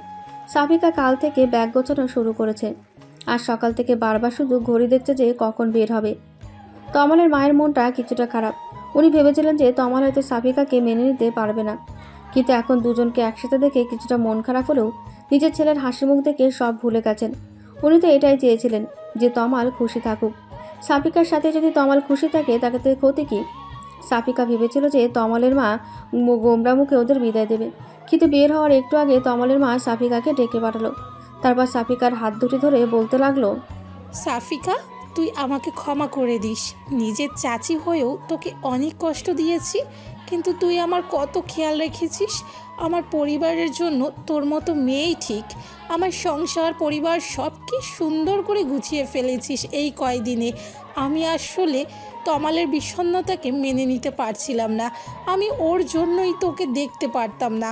আমি বুঝতে পারিনি যে একটা ভালো বউ হলে ভালোবাসা দিয়ে সে সব কিছু জয় করে নিতে পারে। এখন আমার তুষারের জন্য এমন লক্ষ্মী একটা মেয়ে পেলেই হবে। এটুকু বলতেই উনি কান্না করে দিলেন। সাফিকা ওর শাশুড়ির হাতে হাত রেখে বলতে লাগলো, চাচি, আপনার জায়গায় অন্য কেউ হলেও হয়তো একই কাজ করতো। সব মায়েরাই চায় যে তাদের সন্তান সুখে থাকুক, আপনিও তাই চেয়েছিলেন। এতে দোষের কিছু নেই। আর এই কয়েকদিনে জমিয়ে রাখা কথাগুলো না হয় আমরা সারা জীবন ধরে চালিয়ে যাব। এখনও চাচি মা বলবি না? আমার তো এখন 2টা মেয়ে, তোরই আর তুই। আর এই গয়নাগুলো রাখ, এগুলো তমালের বউয়ের জন্য গড়িয়ে রেখেছিলাম, এতদিন দেইনি, তবে আজ সময় এসেছে এগুলো তার প্রকৃত হকদারের কাছে পৌঁছানোর। সাফিকা ওর শাশুড়ির হাত থেকে গয়নাগুলো নিতে নিতে বলল, এগুলোর কি দরকার ছিল? আপনাদের ভালোবাসাই আমার কাছে যথেষ্ট। একটা মেয়ের কাছে তার পরিবারের ভালোবাসার চাইতে বড় আর কি বা হতে পারে মা?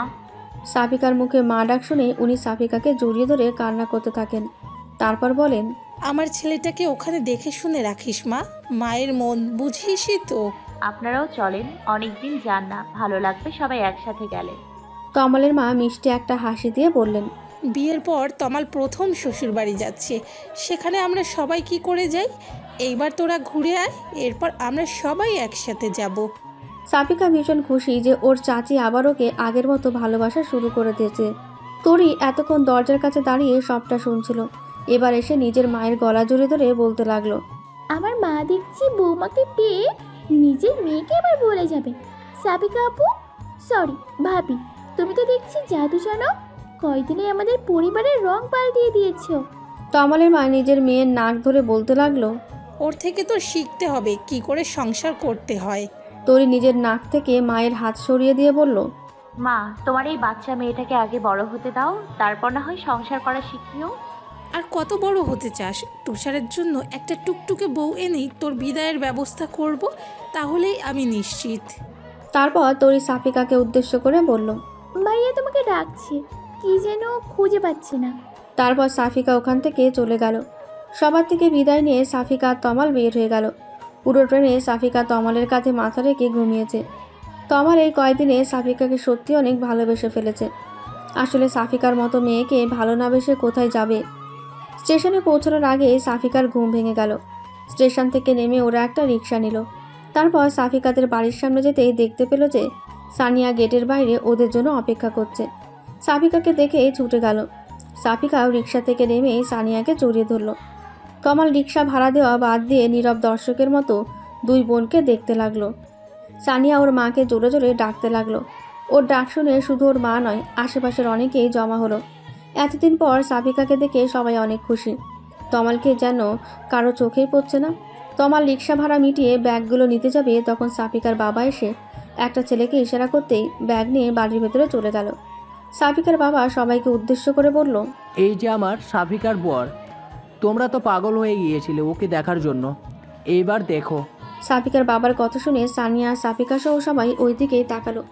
সাফিকার পাশের বাড়ির এক চাচি বলে উঠল, এ তো তোমাদেরই ছেলে, একে আর নতুন করে দেখার কি আছে?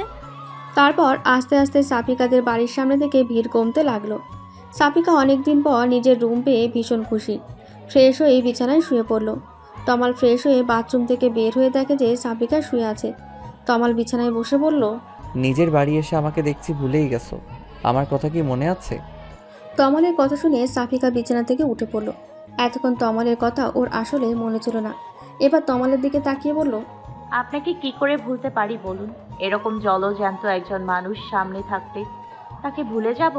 তমাল সাফিকার দিকে এগিয়ে যেতে যেতে বলল, আমার তো তাই মনে হচ্ছে। আপনার মনে হলেই হলো। আমাদের গ্রামে এসেছেন, আজ আমি আপনাকে সারা গ্রাম ঘুরে দেখাবো। আজ কি তুমি ক্লান্ত হয়ে যাওনি? আর এমনভাবে বলছো যেন এই গ্রামে আমি প্রথম আসলাম। নিজের বাড়িতে আসতে কেউ ক্লান্ত হয়?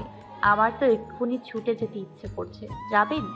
নিজের গ্রাম হলেও আপনি এখনো এর কিছুই চেনেন বলে মনে হয় না। তা অবশ্য ঠিক। আর এখন যাবে? মাত্র আসলাম। তমাল কথা বলতেই সানিয়া ওদের রুমে ঢুকে পড়ল। সাফিকা আর তমাল পাশাপাশি শুয়ে আছে দেখে সানিয়া মুখ ঘুরিয়ে নিয়ে বলল, সরি, আমি নক না করেই রুমে ঢুকে পড়েছি। আসলে মা ডাকছে খাওয়ার জন্য। তমাল আর সাফিকা উঠে বসলো। তারপর তমাল বলল, মুখ ঘোরাতে হবে না, ভেতরে আসো, বসো।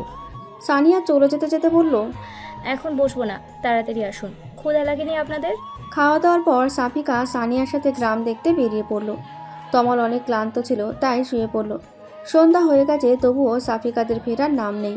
তাই তমাল ওদের খুঁজতে বেরিয়ে পড়ল। কিন্তু ও গ্রামে তেমন কিছু চেনে না, কোথায় বা ওদের খুঁজবে। সানিয়া আর সাফিকা বাড়ি ফিরে আসলেও যে ওদের খুঁজতে বেরিয়েছে সেই তমালের আর খোঁজ নেই। ফোনটাও রেখে গিয়েছে। সন্ধ্যা কেটে রাত হয়ে যাচ্ছে, তবুও তমালের ফেরার নাম নেই। সাফিকা ভীষণ চিন্তায় পড়ে গেল। এদিকে তমালের মা ফোন দিচ্ছে বারবার। সাফিকা কি বলবে বুঝতে পারছে না, সবাই খুব চিন্তা করছে। সাফিকার বাবা লোক পাঠিয়েছে তমালকে খোঁজার জন্য, নিজেও খুঁজতে বেরিয়েছে। রাত কিছুটা গভীর হয়ে গেছে। সাফিকার কান্নাগুলোকে চেপে রেখে তমালের ফেরার অপেক্ষায় আছে। এমন সময় সাফিকার বাবা তমালকে নিয়ে আসলো।